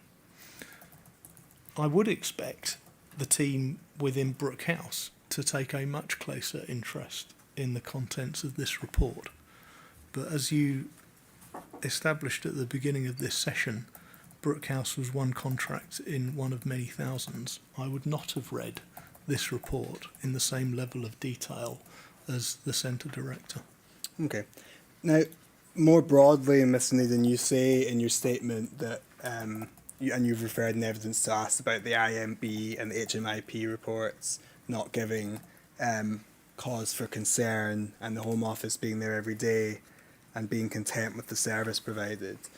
On reflection, do you think that you over-relied on external reports or reporters to satisfy yourself about the welfare of detainees? I think it is absolutely clear that I and the management team of G4S failed in our responsibility to keep people safe in Brook House. So we must have over-relied. Okay. Now, just briefly, I think you've mentioned, and Jerry Pedrick mentioned in his evidence yesterday, that you established at one stage a divisional harm reduction committee. Correct. The purpose of which was to provide a formal monitoring mechanism for managing all forms of harm and bringing in outside expertise. That was across your area of the business, is that right? It was, yes, it was across my area of the business for all areas of the business where that was relevant. So that would not have been relevant in our manpower security business. It would not have been relevant in our electronic security business. But it would have been relevant in the healthcare business, the custodial business, and the prisoner escorting business, for example. And in terms of managing all forms of harm, that's obviously quite a big aim. Presumably that did not involve going through each self-harm incident, for example, that would happen at each institution? No, it would have looked at any instance of suicide in detail, and it would have looked at trends in self-harm at each institution. What about attempted suicide? That would be categorised as self-harm. Okay. Indeed is suicide, of course. But you wouldn't have looked at each incident of attempted suicide? No. Is that what you're saying? No. And do you remember what outside expertise were you bringing in relation to this? There were, no, I don't remember in detail, but there were a number of other initiatives. The main thing was to try to reach into the National Offender Management Service because they had a forum running and we wanted to be as up to date with their thinking as possible. Were you familiar with, and we already talked a little bit about the detention centre rules, but one of the rules, which is known as Rule 35, is a formal mechanism by which a doctor can refer a concern under 3 grounds about a detainee to the Home Office. One is if their detainee is said to be a suspected risk of suicide, one is in relation to torture, and one is in relation to deterioration in detention. Now that one that's about being a risk of suicide, were you aware of that as a mechanism to be conscious of the risk of suicide in IRCs? I do remember discussions around Rule 35. Do you remember it in the context of attempted suicide or No. suicide? Okay. Briefly on your views on the management and leadership at Brook House. Were you involved in the appointment of Ben Saunders as Centre Director at Brook House? No. Okay. You say in your statement that you were usually involved in the appointment of Centre Director. So was that just one that you I weren't? believe it was before my time. Okay. So, but for clarity, after the incidents at Panorama, I was involved in the discussion as to whether Lee Hanford was the right person to put in place as the interim centre director. Now, you say in your statement that you had no concerns about Ben Saunders' overall leadership. The inquiries heard evidence of a number of grievances being raised against Ben Saunders in the years leading up to 2017. Were you aware of those? Do you remember? Through the whistleblowing facility in the early part of 2017, I had become aware of concerns around in the senior management team, not around Ben Saunders in particular, but in particular around Steve Skitt's management style. And we were in the process, Jerry was in the process of considering what the right course of action was when Panorama occurred. None of those concerns were around abuse of detainees. They were all to do with management behaviour within the management team. And you said actually in your statement that you were concerned about the behaviour of 2 managers. You believe Steve Skitt was one of them. Yep. Do you remember who the other one was now? I don't, I'm afraid. Were you aware of Jerry Petherick having any concerns about Ben Saunders? I don't recall having discussions with Jerry around having concerns about Ben Saunders in that way. I'm sure we would have had discussions around each of Jerry's direct reports as to what their strengths, weaknesses were, where they might go in career terms and so on. And None of us are perfect managers, none of us are perfect leaders, we all have strengths and weaknesses. And you say that your concern about Steve Skitt and this other individual was that their management style was more forceful or overbearing than necessary. Does that suggest that you felt that there was a problem with management at Brook House? No, it suggests that I had some concerns about 2 of the managers within Brook House Okay. I mean, Steve Skitt that needed to be understood. Steve Skitt was deputy director, so Yep. the second in charge. So concerns about forceful management style from someone of that seniority Was a say that? concern. Okay. Yeah, and that's why Jerry was considering what the right course of action was. Okay. On the issue, In terms of management more generally, I would draw your attention to what the IMB, who were very close to the centre, said about Ben Saunders in particular. yeah, and we've got that in your statement and the IMB report. On to the issue of whistleblowing. You were responsible for reviewing all whistleblowing cases on a monthly basis, yes? Yes. And did you consider whether, because the Speak Out system which G4S had was your whistleblowing system across G4S, at least across your area of responsibility in G4S, yes? Correct. Did you consider whether IRCs or IRCs and other custodial institutions needed a different whistleblowing approach to that from the rest of G4S? I don't remember specifically considering that. I'm not sure if I would have concluded that we should have a different system. There were other mechanisms within the IRC to raise concerns. There was a mechanism to raise concerns with local management about things of, such as food and so on. I believe there was also a mechanism whereby detainees could raise concerns directly to the Home Office. Okay. And if we can bring up on screen, please, HOM 032609.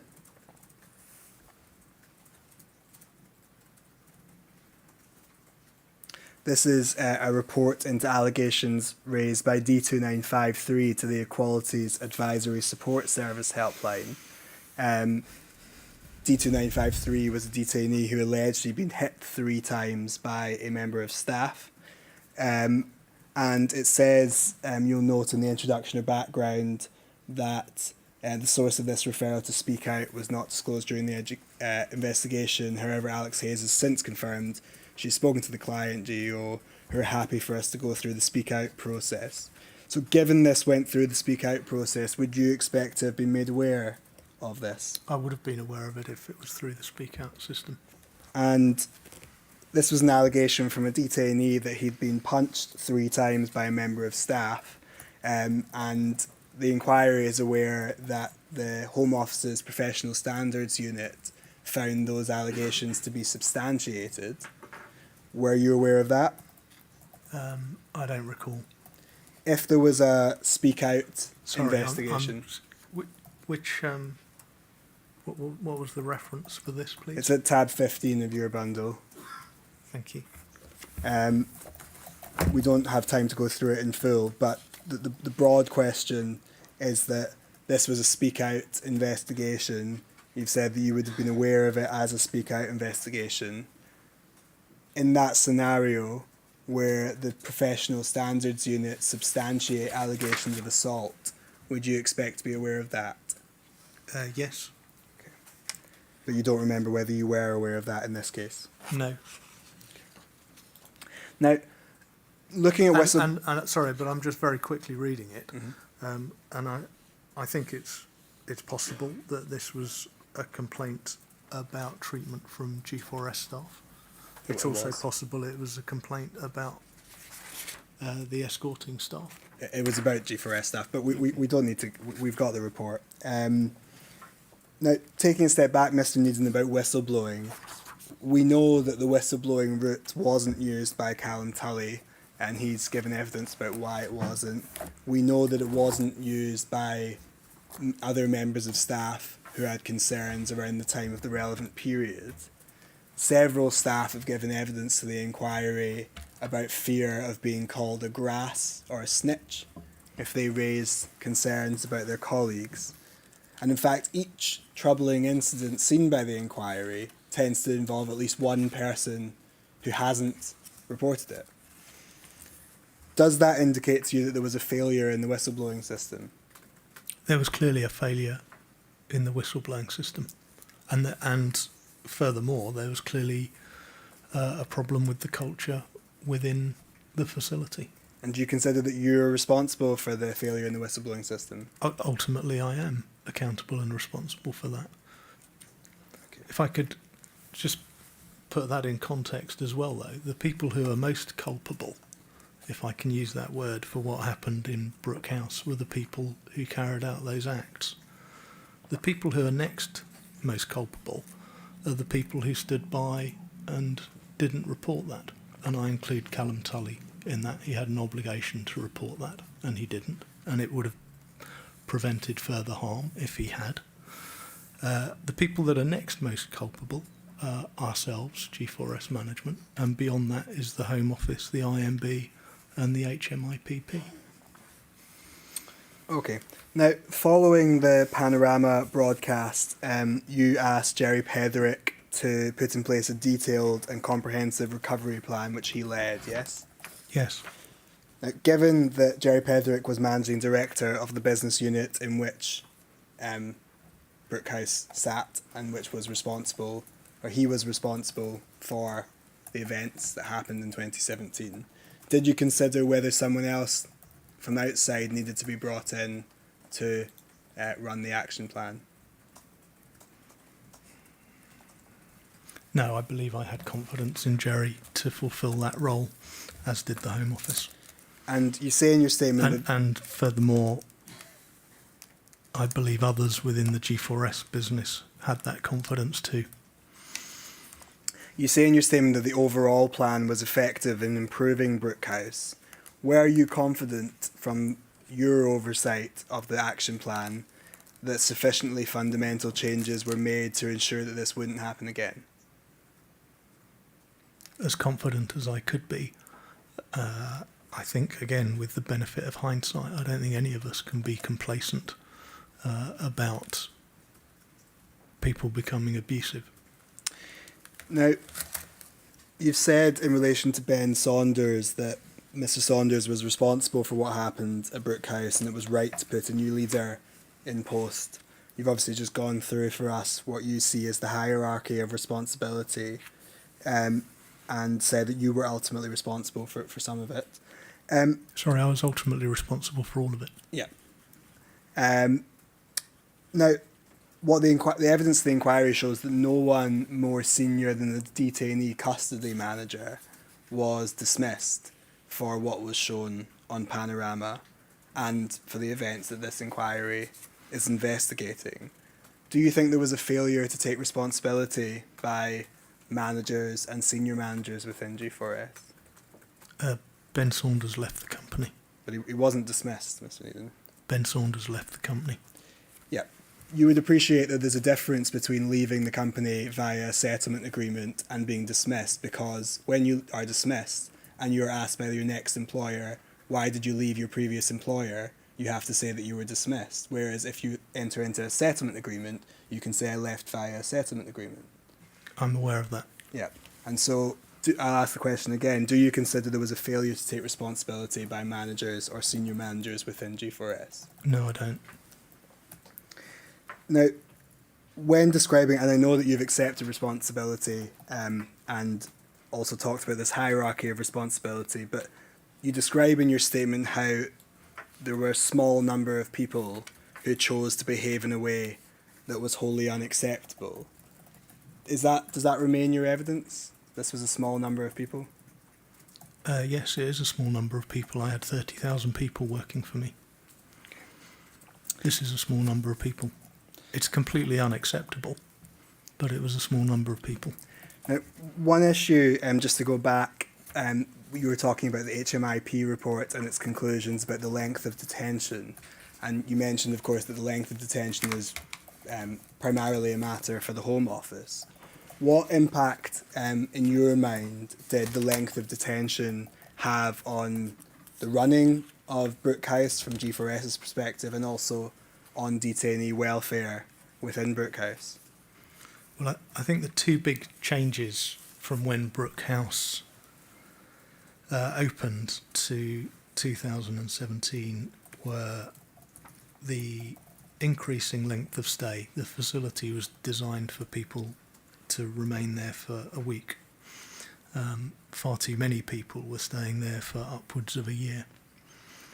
And the second thing was the changing nature of the profile of the detainees, not just the increased number of time-served foreign national offenders, but also the underlying profile of many of the other detainees. And I think that made the facility just much more difficult to manage. Okay. Now, just a couple of final questions. After Panorama, there was a Verita investigation which you were involved in commissioning, and at one point in 2018 you received some correspondence about inappropriate behaviour from trainers or staff conducting training, and you say in your statement that you were alarmed and upset when you found out about these allegations of inappropriate conduct. Did you think by that stage that the conduct that we saw in Panorama would have disappeared from Brook House, or were you just alarmed and upset in the same way? I was astonished that anybody could still be thinking it was appropriate to behave in that way. Did it give you pause or cause to pause and think about whether the approach that you were taking was the right one then? Of course it did. And did you make any changes to the approach? No, I think we carried on diligently to fulfil the plan and took appropriate action on that individual. Chair, I've got no further questions for Mr. Needham, but the Chair may have some questions. Thank you very much, Mr. Livingston. Just one brief one, actually, please, Mr. Needham. Actually, apologies, two. The first, in relation to whistleblowing, and the Speak Out organisation that was used, from my understanding, across G4S. Mr Livingston has asked you some questions around whether or not thought was given to the need to have a different approach for specific custodial environments. So I'd like to ask you a question now, kind of reflecting some years later. Would it have been helpful to actually have had some input, whether from Mr Petherick or other people with that practitioner experience, about some of the barriers to reporting and whistleblowing, so that the organisation could perhaps have taken a different approach for those higher risk environments? One of the things that we did after Panorama, and maybe it hasn't come out through the evidence, was introduce wing surgeries each week, to have a forum that was discursive, where detainees could raise concerns with the wing management team and provide a more formalised mechanism whereby there was a time and a place every week for that to take place, and to normalise raising concerns rather than making raising concerns an exception. I think that was a good initiative. There may be others. I mean, my overall reflection is yes, because my overall reflection, as I say, having taken an interest in this area over the last 5 years, is that sadly for some human beings there is a tendency to become abusive when put in positions of power over people who are vulnerable. Thank you. The job of management is to stop it happening. Thank you. My other question, just in relation to something you said in your statement, it's paragraph 63, I believe. You just make reference to in your own visits and business reviews of Brook House and to Brook House, it wasn't highlighted as a centre in distress. I'm just interested to know, how would you identify a centre in distress? What did you mean by that comment?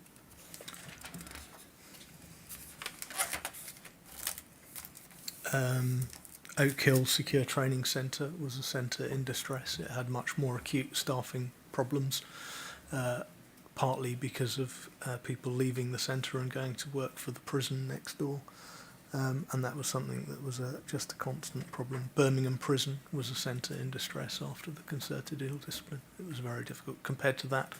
And Brook House turned out to have much deeper problems than I was aware of. Brook House did not appear to be a centre in distress. Would part of the mechanism of identifying certain indicators of what may mean distress be coming through to you from Mr Petherick, for example, or other senior managers? Yes, I would expect so. I'm sure you're familiar that during this period there were a whole number of prisons that were put into effectively special measures. Mm-hmm. And when I talk about a centre in distress, I'm using that as a benchmark. Now, I know that if you like, is a catalogue of misery, and none of that, but none of the instances of failure are in any way acceptable. But inevitably there is a gradation of challenges and difficulty, and against those centres such as Liverpool, Birmingham, there were 7 others that were in special measures. Brook House was a long way different from that. That was the inspector's view. But sadly, notwithstanding that, some instances of abuse took place. Thank you, that's very helpful. I have no other questions for you, Mr Needham. Thank you. I'm very grateful for your time this morning. Appreciate it's not an easy experience, but your evidence has been important, so thank you very much for coming. Thank you. Chair, can I suggest a 15-minute break now until 12 o'clock, where we start with Mr Saunders? Thank you very much. Thank you.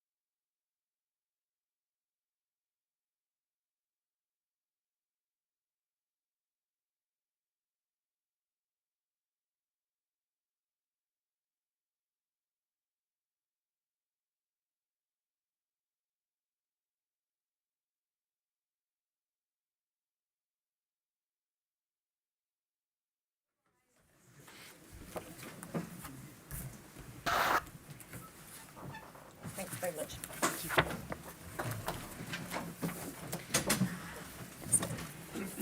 Oh, sorry. He repeats after me. I do solemnly, I do solemnly, sincerely and truly declare and affirm that the evidence I shall give that the evidence I shall give shall be the truth, shall be the truth, the whole truth, the whole truth, and nothing but the truth. and nothing but the truth. Please take a seat, Mr. Saunders. Thanks. Mr. Robin. Full name, please. Benjamin James Homer Saunders. Mr. Saunders, you'll confirm, will you, please, that you have provided two statements to the inquiry. For our reference, they are respectively KEN 000001 and KEN 000003. Chair, I invite you to adduce those in full. What that means, Mr. Saunders, is that every word of both your statements is now in evidence. Let's begin with a little background. If you need to, you can refresh your memory from your first witness statement between paragraphs 1 and 3, but tell us a little about your background, first of all. My background is I worked with children and young people in the early stages of my career, qualified as a social worker, whilst working for West Sussex County Council, and continued to work with them for a number of years before moving to Medway Secure Training Centre in 2002 and to Gatwick IRCs in 2012.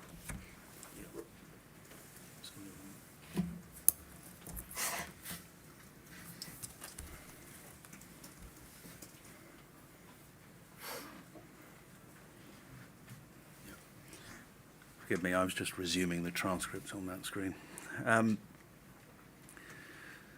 And so that we understand the chronology, so tell me if I've got this right. 2002 to 2012 at Medway, That's right. and that was a secure training centre, so that dealt with what, juveniles, youths? Yeah, children and young people. In detention, but not this kind of detention, criminal detention. Yes. Yeah. And then you join Brook House and Tinsley House, Gatwick IRCs, as Centre Director in 2012. Correct. And when we come to think about Medway, we know that there was a panorama expose on television on the 11th of January 2016. You were sent back to Medway in that month and stayed there for about 6 months Yes. before returning to Brook House in around the summer of 2016. And you left Brook House in September 2017. Yes. So is that the chronology? Yes. Right. When you were appointed in 2012, your deputy was somebody called Duncan Partridge, is that right? That's right. And did you appreciate then that he had applied for the director role? I was aware that he had had a conversation with Jerry Petherick about whether he would welcome an application from Duncan to be the centre director. Yeah. And did that result in some tension between you afterwards? Were there tensions? I don't think that that was a tension that I realised initially. Yeah. But yeah, it's clear through the evidence I've given that relationship deteriorated. Yeah. Well, why do you think it did? I've reflected on this quite a lot, and yeah, I feel that Duncan was ambitious. I think that he did want to be the centre director. I felt that we weren't necessarily aligned on everything, and yeah, through the course of our relationship, you know, it became clear that there's a breakdown in trust. Yeah. And did that begin from the off? No, I think we started positively, Yeah. and I was certainly positive about starting at Gatwick. I thought I could bring some really positive development to the centres. Yeah. It was, for context, you'll be aware that it was potentially it was quite difficult because the top three managers had left Gatwick IRCs all at the same time, and that left a void. So I was coming in new to Immigration Removal Centre management, Yeah. with a new management team. Yeah. Which was a step up for you. Yes, I would describe it as a step up. It was a larger establishment. There were two establishments as part of my role and responsibility. Yeah. It was a different contract in terms of, it was the Home Office. It was a different customer from central government. It was a step up. It was big. It was a larger establishment. Well, there were two other differences. First of all, you were dealing with adults, not youths. And secondly, as you confirmed earlier, this was immigration detention, and it wasn't a custodial setting with which you'd been used. So did you find all of that a bit tricky, a bit difficult? I think there was certainly a degree of learning for me within the first few months about understanding the nature of the immigration estate. There was a different emphasis from the Home Office to the previous customer I'd worked with. Who was the previous customer? It was the Youth Justice Board. The Youth Justice Board. So here, I think, as you said, you were dealing here in Brook House and Tinsley House, but dealing with central government, Home Office Department. And to whom did you report at the Youth Justice Board? Well, I'm not sure about the individuals particularly, but it was the Youth Justice Board with whom the contract was. And did that sit under central government? How did it work? Yes, I mean, my from memory, the Youth Justice Board was. It was. I'm not sure. I think it sat within the Ministry of Justice arena. We'll come back to the Home Office later. When you were interviewed by Verita, and I get the step-up question from what you said to Verita, and you will have read the report of the interview that you had with them. But there were a few other things, and perhaps it'd be easier if we stick them up on screen, Mr. Saunders. Can we put up, please, VER 000226, and we'll probably return to this interview from time to time. At page 5, this was an interview you had on the 13th of June, as we see, 2018. And if we go to page 5,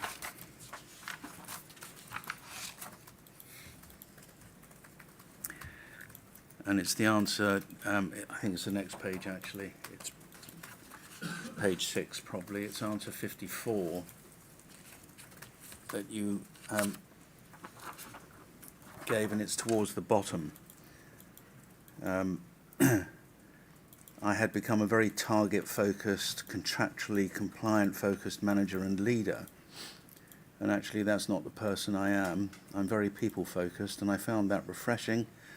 And I reflected on that and incorporated some of that change into our discussions and conversations and how I would behave in my work. Now, were you talking there about Brook House? Yes, I think generally this was part of the Creating Conscious Leaders program that G4S rolled out, post the electronic monitoring issue, difficulties that post the electronic monitoring difficulties that. Right. So what I suspect you're talking about is the allegations of fraud? Yes. Against G4S? Yes. Yeah. So conscious leaders program, and what did leaders have to be conscious of, Mr. Saunders? Well, I think it was a program that was rolled out to support leaders in being conscious, in understanding that you might not entirely know the full picture of you through your own eyes, but actually you needed some support to understand what kind of leader you were, and how you could become more effective. Right. So I think in response to your question around these particular comments, I think what I was saying to Verita was that I think working for G4S had moved me into a position where I was required to be more contractually focused, target focused, as a leader in terms of measuring success. And actually, innately, I'm more of a people person, and I think I was keen to reflect on that and reflect on the impact that being target and contractually focused had on the people around me. When did the Conscious Leaders programme begin? I'm sorry, I can't remember the precise dates. It was Well, it was while I was at Brook House. Yeah, and yeah, Tinsley sure. House. I mean, the allegations against G4S, and it's not the only company that's been involved in those sorts of allegations, but the allegations against G4S, when did they begin? 2012, 2013, around that time? Yeah, and I think this was around 2014 type time. All right. So the answers we see here, are you having undertaken that programme, as I understand what you're telling us? What does it really mean, though? Target-focused, contractually compliant-focused manager and leader, not the person you are, the people person. What did that make Ben Saunders become as a centre director? Well, I think this came from some feedback as part of the 360, and I think what people making those comments found me to be, focused on contractual delivery. Yeah. Ensuring that we delivered against the contract, and that we hit the targets that we were being set by the customer or the organisation. If we can go on to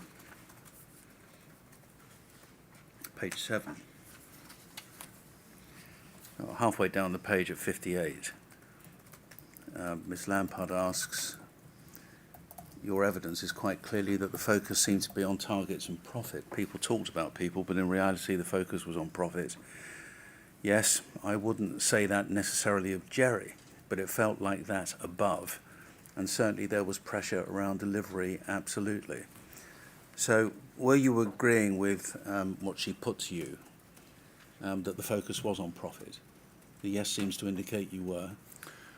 Well, there was certainly focus on contractual delivery and meeting contractual requirements, minimising any penalties through effective contract delivery. Yeah. And there was a focus on profit. Yeah. I wouldn't say that necessarily of Jerry, but it felt like that above. What were you saying there? Well, I think, I had a relationship with Jerry where, I understood the different pressures that were upon him. He clearly is a managing director within a corporate organisation, and there are commercial pressures upon him. But I always felt that Jerry was very concerned about decency and respect and ensuring the appropriate levels of care. Yeah. Who did you mean by, but it felt like that above? Well, I think the reason I've kind of answered in this way is I felt that particularly, and I think I wasn't alone in this, because other directors of other establishments, we had this conversation with Jerry, and Jerry understood, was that we'd gone through a Conscious Leaders programme, and we were talking about the some of the learning that we'd taken from that, but actually all of our targets and bonus targets were financially focused. When you say bonus, our targets and bonus targets were financially focused. Who's the our? Me and the other centre directors. Yeah. Are you saying personal bonuses were involved in the consideration that you had about the work that you did? So were you on bonuses? Yeah, there was bonuses as part of our T's and C's. And what did the bonuses depend on?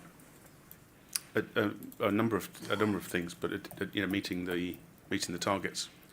Right. I mean, the targets can cover all sorts of a business. What particular targets? Well, specific targets that we were given around. There were some that were corporate level targets for the division to meet, and there are others that were more establishment level. What were the establishment level ones?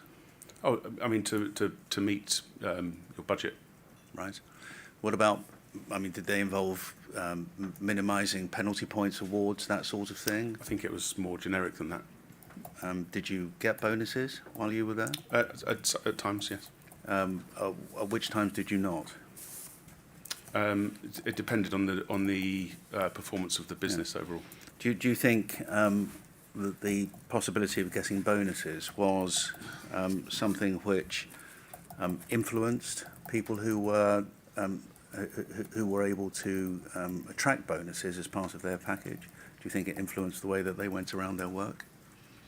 I'm sure it did to some degree, but that was about the reasonableness of setting the bonuses. Yeah. I'm not going to ask you how much you would expect from your package on an annual basis, but as a percentage, if a bonus was expressed in those terms, what was the expectation in a good year? Well, firstly, it was always discretionary, and it wasn't always realised. Right. And others, got bonuses too within the contract, depending on the grade. Yeah. So it varied.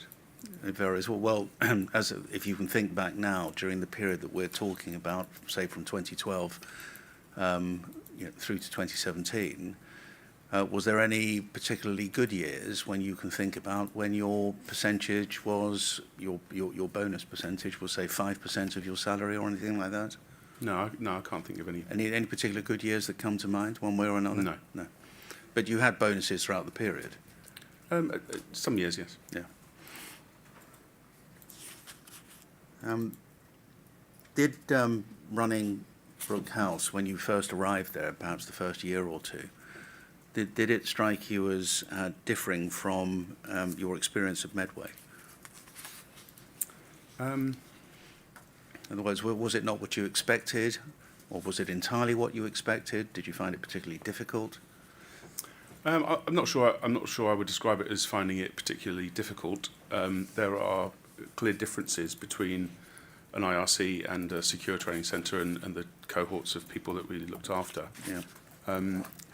But there are some similarities too in terms of the management of some of the kind of core activities and the delivery, Yeah. and of course there's a contract to deliver against. So I think I had some learning to do around the immigration estate. Like I said, I was starting to say earlier, there was a key difference in that the Home Office were on site and had an element of the operation as well. That was different to the secure training centre where there was just a monitoring arrangement. And while I have it in mind, what was the size of Medway compared to the size of the estate you were dealing with in Gatwick? The size of Medway was just under 80 young people present, and the size of Gatwick was obviously larger. Substantially larger. I mean, it wasn't just Brook House, which by April 2017 was at full capacity, catering for 508 detainees, but it also involved Tinsley as well. That's right. And how many detainees at full capacity was Tinsley House? I think it was 132. I think. Right. Let me move on, Mr. Saunders. You'll have read, I'm sure, what other people say about you, and I want to take you through some of that material.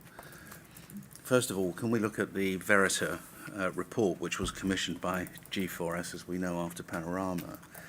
And if we can put up on screen, please, CJS 00073709. Let's begin with page 67. I just want to take you through a few paragraphs of the Verita report for your reaction, Mr. Saunders. Page 67.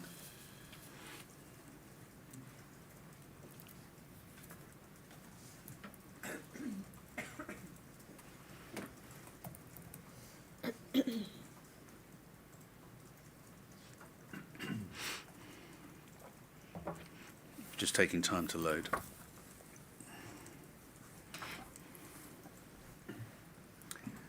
And at 7.6,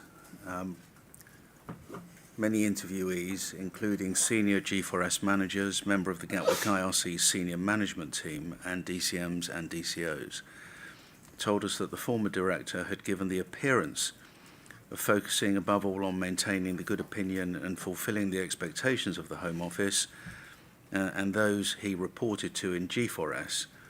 They suggested that this apparent focus on the concerns of those outside the organisation had been at the expense of more active and visible management in Brook House, and in particular of engagement with managers and staff in everyday performance matters in the centre. Fair or unfair? I would accept that I would have liked to have been more visible within the centre, but I also believe that a key element of my role was managing the stakeholders, the customer relationship, reporting upwards within the organisation. So I think there is some fairness to the feedback, but I don't think it's the entire position.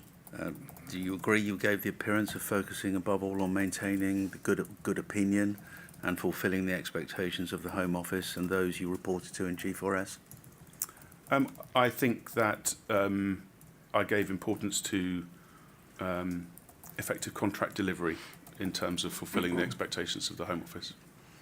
7.7, the head of security who worked under you told Verita, and Verita have anonymised the people, but maybe you can work out who it is. But nonetheless, I have worked with 3 directors and 4 different DEPs.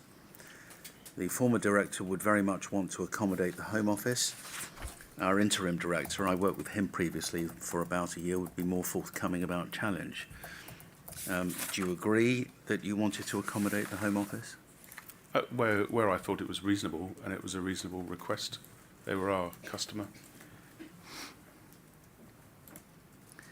7.9, a DCM said, are we making money? Are we keeping the Home Office happy? He was very business orientated about that, and I think that much of that was because his background was very much social worker orientated, whereas for other directors it was on a custodial basis.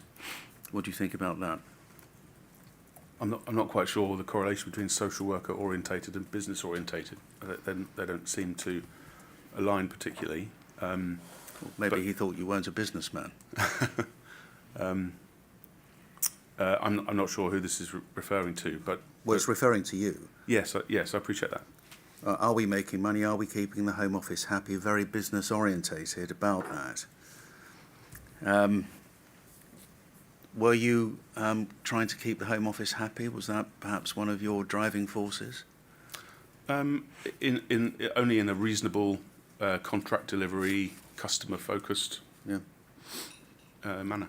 7.10, many interviewees told us that the former director had not been out and about and visible within Brook House. A senior manager told us I would say probably once in 3 weeks or something. The former director would be covering the duty director's role, so he would be there for the Rule 40 round. Apart from that, I've never seen him on the floors. What do you say about that? I say that I would have liked to have been more visible, but I did make efforts to be visible. I think in an establishment like that, it's very difficult to ensure that staff have a perception that they see you frequently. And we had a number of ways in which we tried to make sure that the senior management team was visible. Yeah. One of which was me doing duty director shifts, which not only took me down to do Rule 40 reviews, but also took me to every area of the centre to meet with every member of staff. And 7.11, the managing director of G4S, Custodial and Detention Services, we know who that is, told us his perception of how the former director's personality and management style had played out in his role. He did not like the confrontation with some of his staff, particularly senior managers, and we had a number of complaints and grievances from senior staff towards that. Do you recognise that? I recognise the grievances that some members of staff made, and I don't believe I shied away from confrontation, but there were some difficulties within the senior management team that clearly presented a challenge, and I felt they were a challenge. And if we look, please, to another page, 249.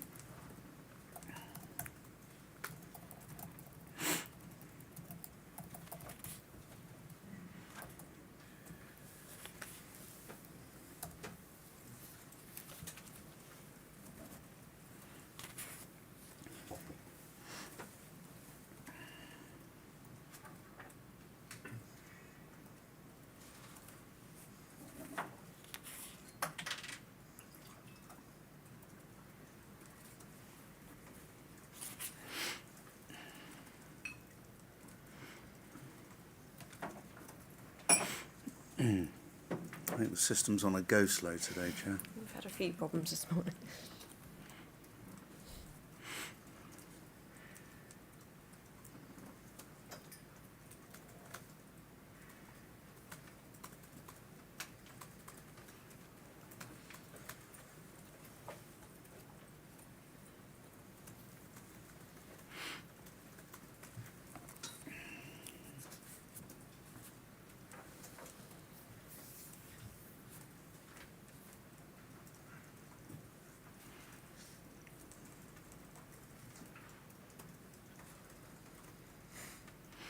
Thank you. 1461.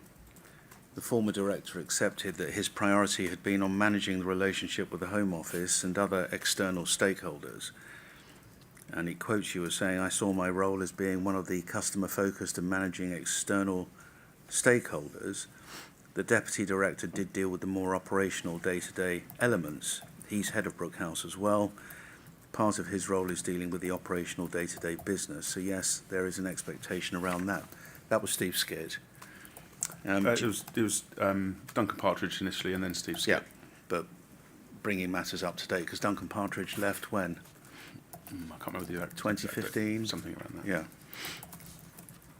Yeah. But do you accept that you had been managing the relationship with the Home Office and other external stakeholders, as you say, and that you saw your role as being customer-focused and managing external stakeholders? There's certainly elements of my role. I accept that as the centre director, I have accountability and responsibility for the running of the centre too. Yeah. So,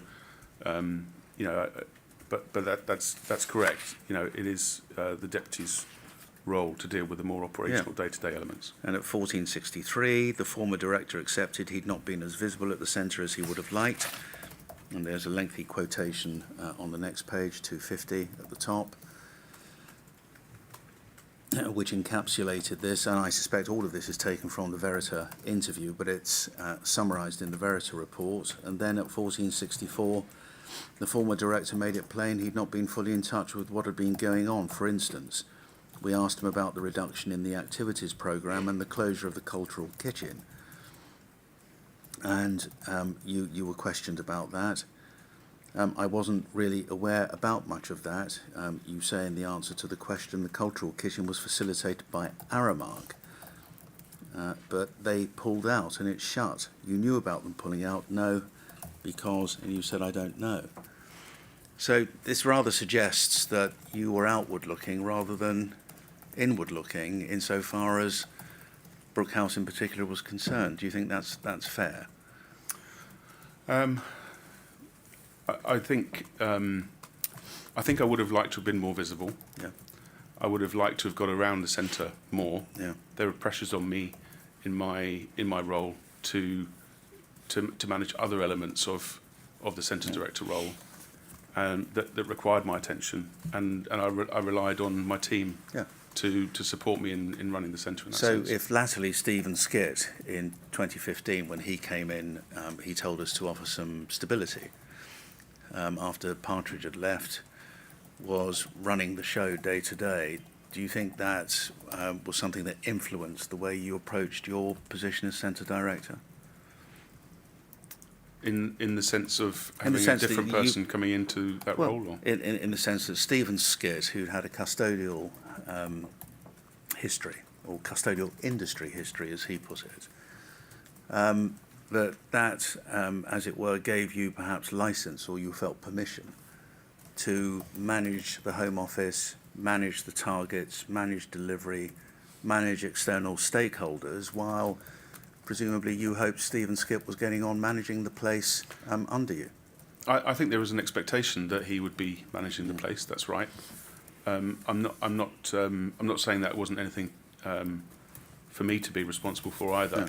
But yes, certainly I had an expectation that Steve would do that. Managing the external stakeholders and the customer was clearly part of my role. Yeah. Michelle Brown, moving away from the Verita report, Michelle Brown in a witness statement, perhaps we don't need to put it up, but for reference it's INQ 000164. said she found you chaotic to work for. Do you agree with that description? Chaotic? No. She said you frequently made her work to her detriment. For example, making calls while she was off sick and at a funeral. Is that something that rings a bell?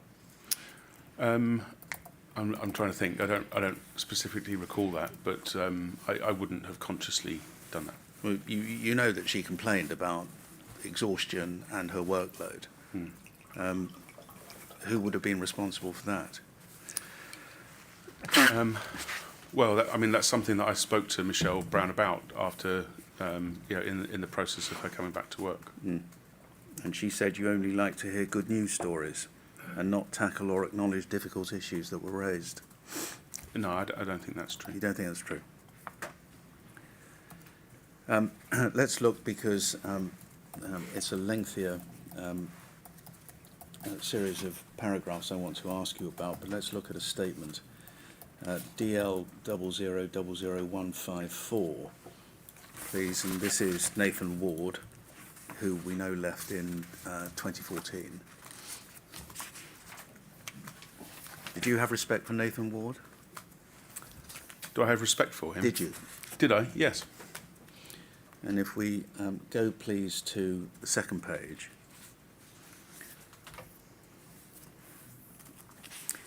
Where he summarises paragraph 5, and we can begin with paragraph 5. He reviews an investigation report, which you may well have read, Mr. Saunders, the Cotter report, November 2017, about the series of grievances and all of the problems which Mr. Cotter was asked to inquire into post-Panorama. Says Nathan Ward at paragraph 5, having reviewed the investigation, I believe the most important point to take away from it is that it shows in the years building up to the abuse captured by Panorama, various complaints of bullying, mismanagement and failures at Brook House were made directly to Jerry Petherick. But these repeated complaints, whether by myself, Wayne Debnam, Stacey Dean or Michelle Brown, with the latter two in particular raising concerns about staff treatment of detainees, clearly didn't result in any sufficient changes being made by the time of the relevant period in 2017. This can be the only conclusion on any viewing of Panorama and the wider footage that has been provided by the BBC on the way staff treated detainees. The fact that officers such as DCO Luke Instone Brewer and DCO Babs Fagbo, two officers accused not just of mistreating detainees but dealing spice, was still in place by the relevant period is damning. Stacey Dean had raised concerns about these officers to Ben Saunders and Stephen Skit as early as 2015. The unused BBC footage transcripts show officers appearing to openly discuss DCO Instone Brewer being an officer who brought drugs into the centre. Next page, please.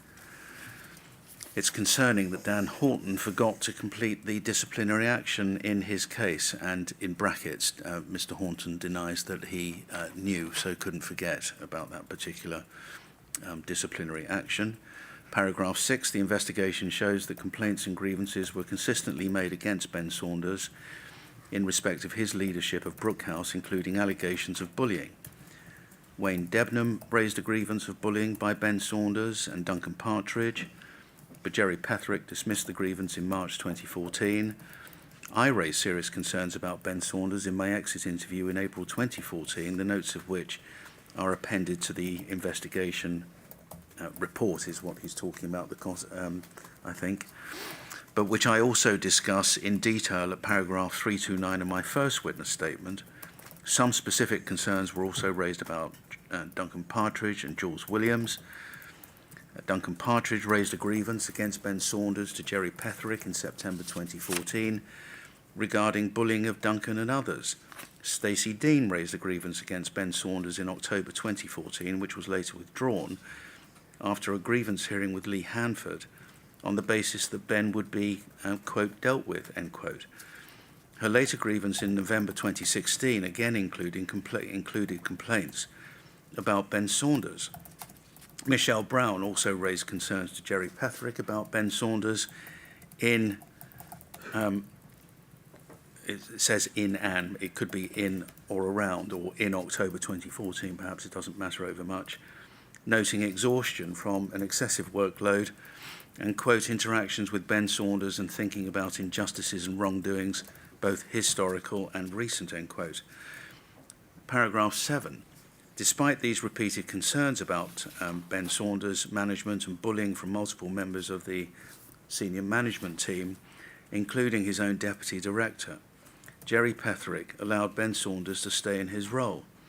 He also chose Ben Saunders as the individual to take over Medway in 2016 after the Panorama documentary into that centre, despite full knowledge of all of these concerns raised by the SMT. And then he refers to Cotter's interview with Mr. Petherick on the 17th of October, which related to certain things that you were alleged to have said in a meeting, I think, with Jerry Petherick on the 28th of October 2014, when Mr. Petherick came down to Gatwick to speak to you and Duncan Partridge. All sounds a bit of a mess, doesn't it, Mr. Saunders? It's a view that Nathan's providing. Yeah, but all of these grievances and cross complaints were made. How true they were is something that I'm not here, and nor are you, Mr. Saunders, and nor is this inquiry or the chair, for that matter, here to unwrap and unpick. But they were made, and within these paragraphs, Nathan Ward does proffer a few of his views. But the point I seek your assistance with is, all of these things were going on, weren't they? I mean, Stephen Skitt said to us last Thursday when he gave evidence that there was a long-established grievance culture at Brook House which he had never seen in his 30 years of working in prisons and immigration centres. That was his accounts. And Lee Hanford, who I think joined and was brought in around, 2016, to help sort it all out, said to us on the 15th of March, I hadn't seen so many grievances from colleague to colleague. The feedback tended to be, well, that's how we deal with issues, because he said that's what they were experiencing from those above them. But he also told us he had never seen anything like it. I think he said in his 31 years within custodial environments. What's the explanation for it? And because all of this is on your watch, Mr. Saunders. Of course, I appreciate that, and I'd never been the subject of a grievance prior to coming to Gatwick IRCs, and I've not been subject to a grievance since I've left there. Yeah. So it was quite a shock to me that this was the way in which people chose to go about raising issues or challenges or concerns. And my understanding is that each of these has been investigated fully, and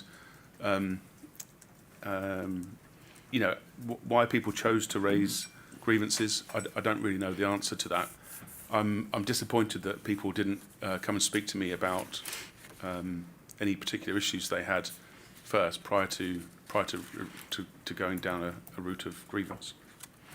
Yeah, I mean, you say, I think, that they were. Did you say they were all dealt with, or words to that effect? Yes, they're all managed through an appropriate process, as far as I'm aware. Well, they were finally managed by Mr. Cotter, doubtless under the auspices of G4S, who asked him to investigate all of these things post-Panorama, but that wasn't until 2017. So a number of these issues, some of which had arisen from 2014 only, because they were looking at Nathan Ward's exit interview and other complaints he'd made during the Panorama programme, all of which Stephen Cotter had to look at and turn up all over again. Issues from 2014, issues from 2015, all the way through to 2017, and some weren't resolved satisfactorily at all. I mean, you've read the Cotter report, I assume, Mr. Saunders? Yes. Yeah. So, coming back to the question I asked you, can you explain why, during your tenure, all of this was going on?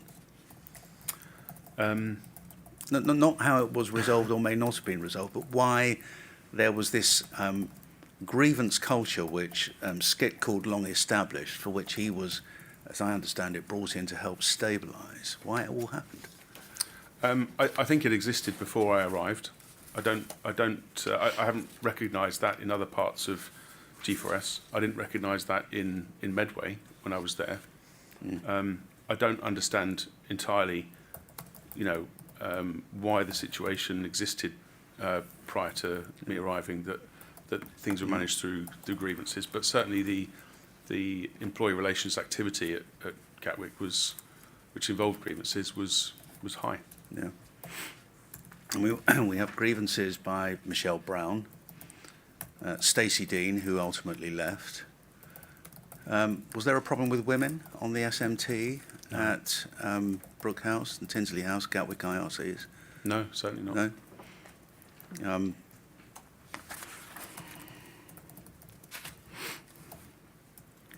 Did you think, because you were so focused on looking outwards, the external stakeholders, the Home Office, that you took your eye off the ball and the place wasn't being managed properly? No, I don't think that's the case. I think I was largely in touch with what was going on. I used to chair daily morning briefings, which involved the SMT, DCMs, multidisciplinary, the Home Office, where we would discuss the events and the key events through the course of the last 24 hours, and we would plan for events coming up. As I say, I was duty director on at least one occasion a month, Yeah. which meant that I was able to go and see firsthand and talk to staff, understand processes, review all of the ACDT logs, anti-bullying logs, Rule 40s, those types of information. So Yeah. I could, I think from that point of view, I think I was conscious, and I was able to sample some of the quality of the work, but I still would have liked to have been more visible. What about treatment of detainees? Because I suspect if we went through every single SMT meeting minute, we won't find a single allegation, will we, of any mistreatment of detainees? Can you think of any? I'm trying to think. I mean, I think if I am conscious of occasions where concerns were raised and we took appropriate action. Give us an example. I can remember a DCM raising a concern about a member of staff's conduct during a use of force incident, and we investigated that, and that member of staff was dismissed. Right. Who was the member of staff? Do you remember? I can't remember the name of the member of staff. Anybody that we have been No. dealing with, or No. anybody we've seen here? No. Before our relevant period? Yes. Long before?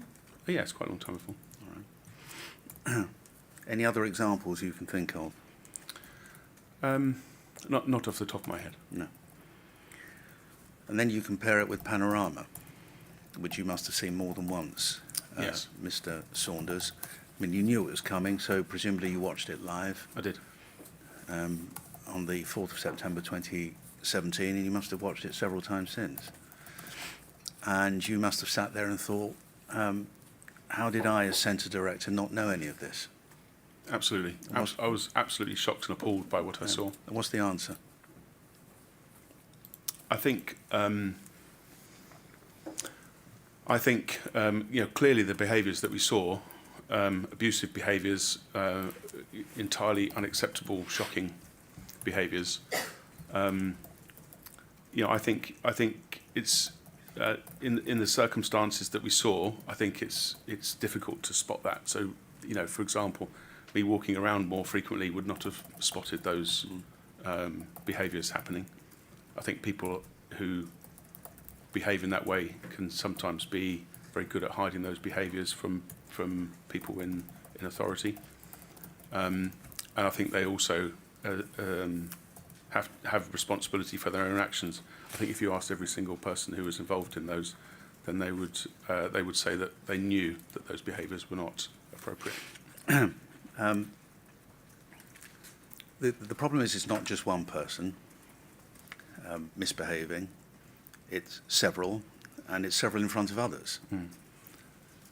Yet somehow it was hidden from you. Yes. And the inquiry is struggling to understand why you didn't know about it. Well, I don't think it was just me that didn't know about it. I'm focusing on you, Mr. Saunders. I appreciate that, but I think it's important to say that one person cannot see everything. It's critical for me to rely on systems and processes and team and a structure in order to make sure that we're behaving in the right way. Yeah. And I think it's also a big challenge. I think the types of behaviours we saw in Brook House, appalling as they are, could happen in other places very easily too. And I think the checks and measures to ensure that these don't happen are not necessarily easy and are not foolproof. Well, the systems, processes, teams and structure all let you down, Yes. which means that the system, processes, team and structure was just not good enough. That must be right, mustn't it? I accept that because the behaviour happened. Yeah. Who were your eyes and ears? My senior management team. Who? Well, All of them? yes, they all had areas of responsibility. They all conducted duty director shifts. They were encouraged and required by me to be visible around the centre. There were other managers in the structure who were required to be in places where detainees and staff would interact. Who do you have in mind? DCMs, Right. they're operational managers. And Trouble is, some of the DCMs were themselves right. guilty That's of right. misconduct. Indeed. Yeah.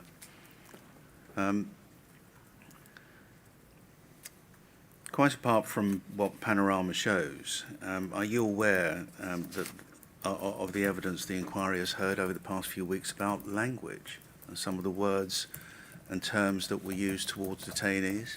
So, some of them, yes. You cunt, fucking dick, skull fuck you like the little bitch you are. Are you aware of all of that? Those No. sorts of terms? No. You're not? Have you been following this inquiry, Mr. Saunders? Yeah, yes, I have. I've heard some of that language. Yes. Yeah. Often, past offers just, humour or banter. Doesn't sound like good humour, does it, Mr. Saunders? Or No, banter? it's not. No. It's not acceptable. And I think we can all agree that the detained population in Brook House were literally a captive audience, weren't they? Absolutely. Who had no ability to consent to what was going on. And we see officers treating suicidal or self-harming individuals as manipulative or as attention-seeking, and that they're just making up their symptoms. Now, again, all of this on your watch, Mr. Saunders. Laughing at mentally unwell individuals. All on your watch, Mr. Saunders. Why? How does it happen? I don't think that was particularly widespread. I think I take responsibility as it was on my watch. But I was at the time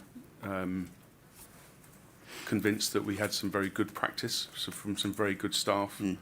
That was supported by audits, inspections, IMB presence reports, through checks on the records of recording and observations of staff detainee interactions. So, the examples you're giving are appalling and not acceptable in any way. And if I or my team knew about that at the time, then I'm absolutely certain that we would have acted appropriately and taken serious action against those individuals.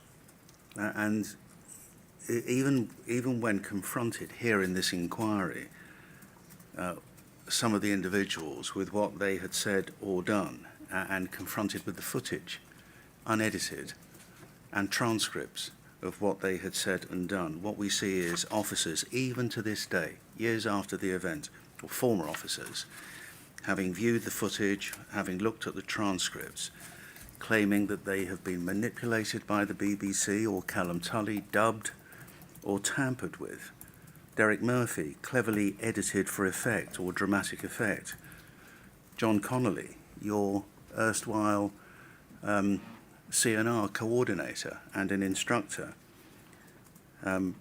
disclaiming that he had used the word nigger, and that somehow the BBC had made it appear as if he was either using the word when he hadn't, although eventually he accepted he had, or had edited this footage somehow for effect. Derek Murphy, if he dies, he dies. Somehow he was playing the role of a movie star in Rocky IV, and that the BBC had edited the footage to make him look bad, almost as if each of these individuals are agreeing a line that this is all the BBC's doing and not taking responsibility for it. We had the former nurse, Jo Buss, telling the inquiry last week, when asked why she didn't respond or report matters, when she heard Charlie Francis during an incident on the 25th of April, the one that you will have seen on Panorama with one of the detainees, stop being a tool and an idiot, Charlie Francis. She said, look, in that environment, you work with this day in, day out, and this is a normal working environment, and after a while you just go in, do your job.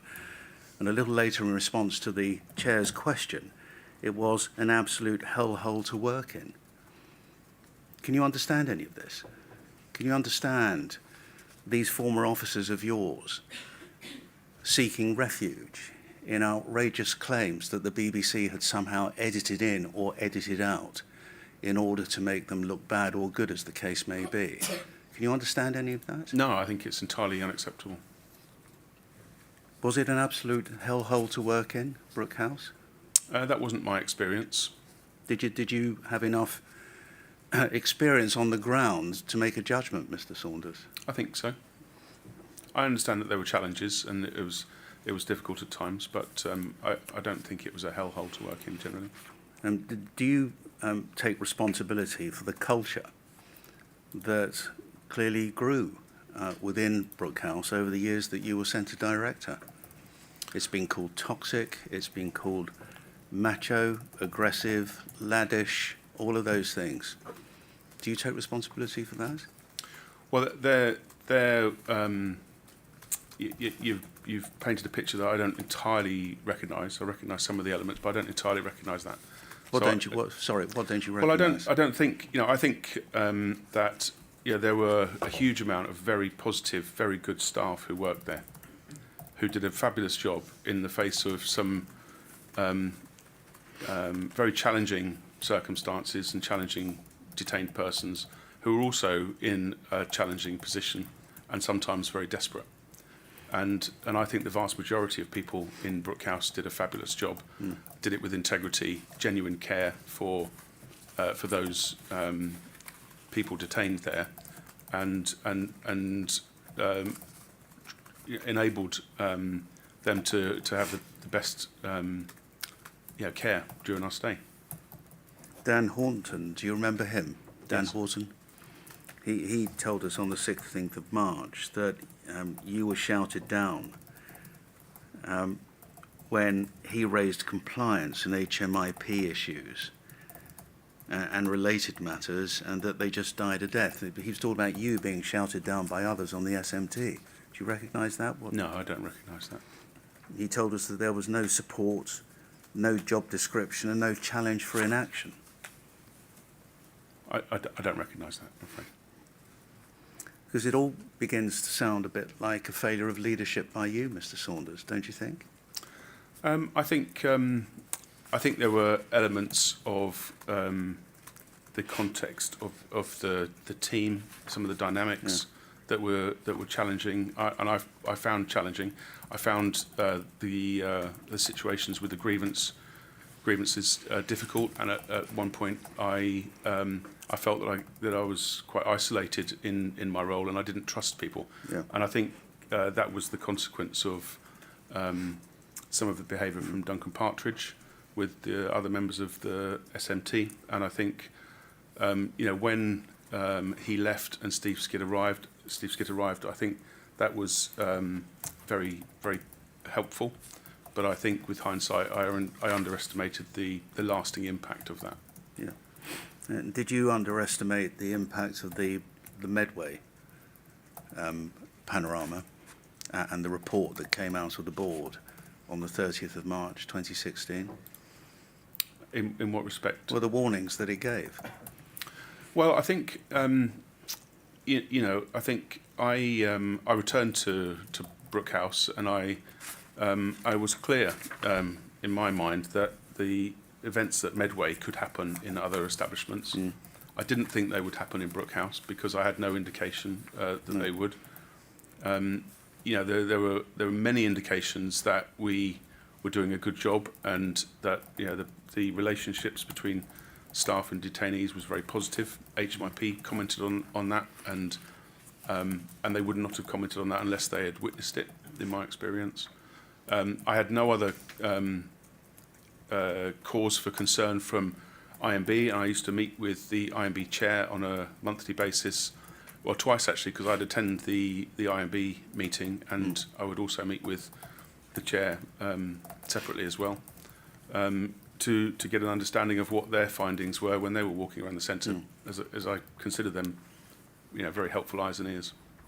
Well, we'll look again, probably chair at 2 o'clock now. I think it's 1 o'clock. So we'll have a lunch break now, Mr. Saunders, but we'll look at Medway after the break. Thank you very much. Thank you. See you at 10 o'clock. Thank you.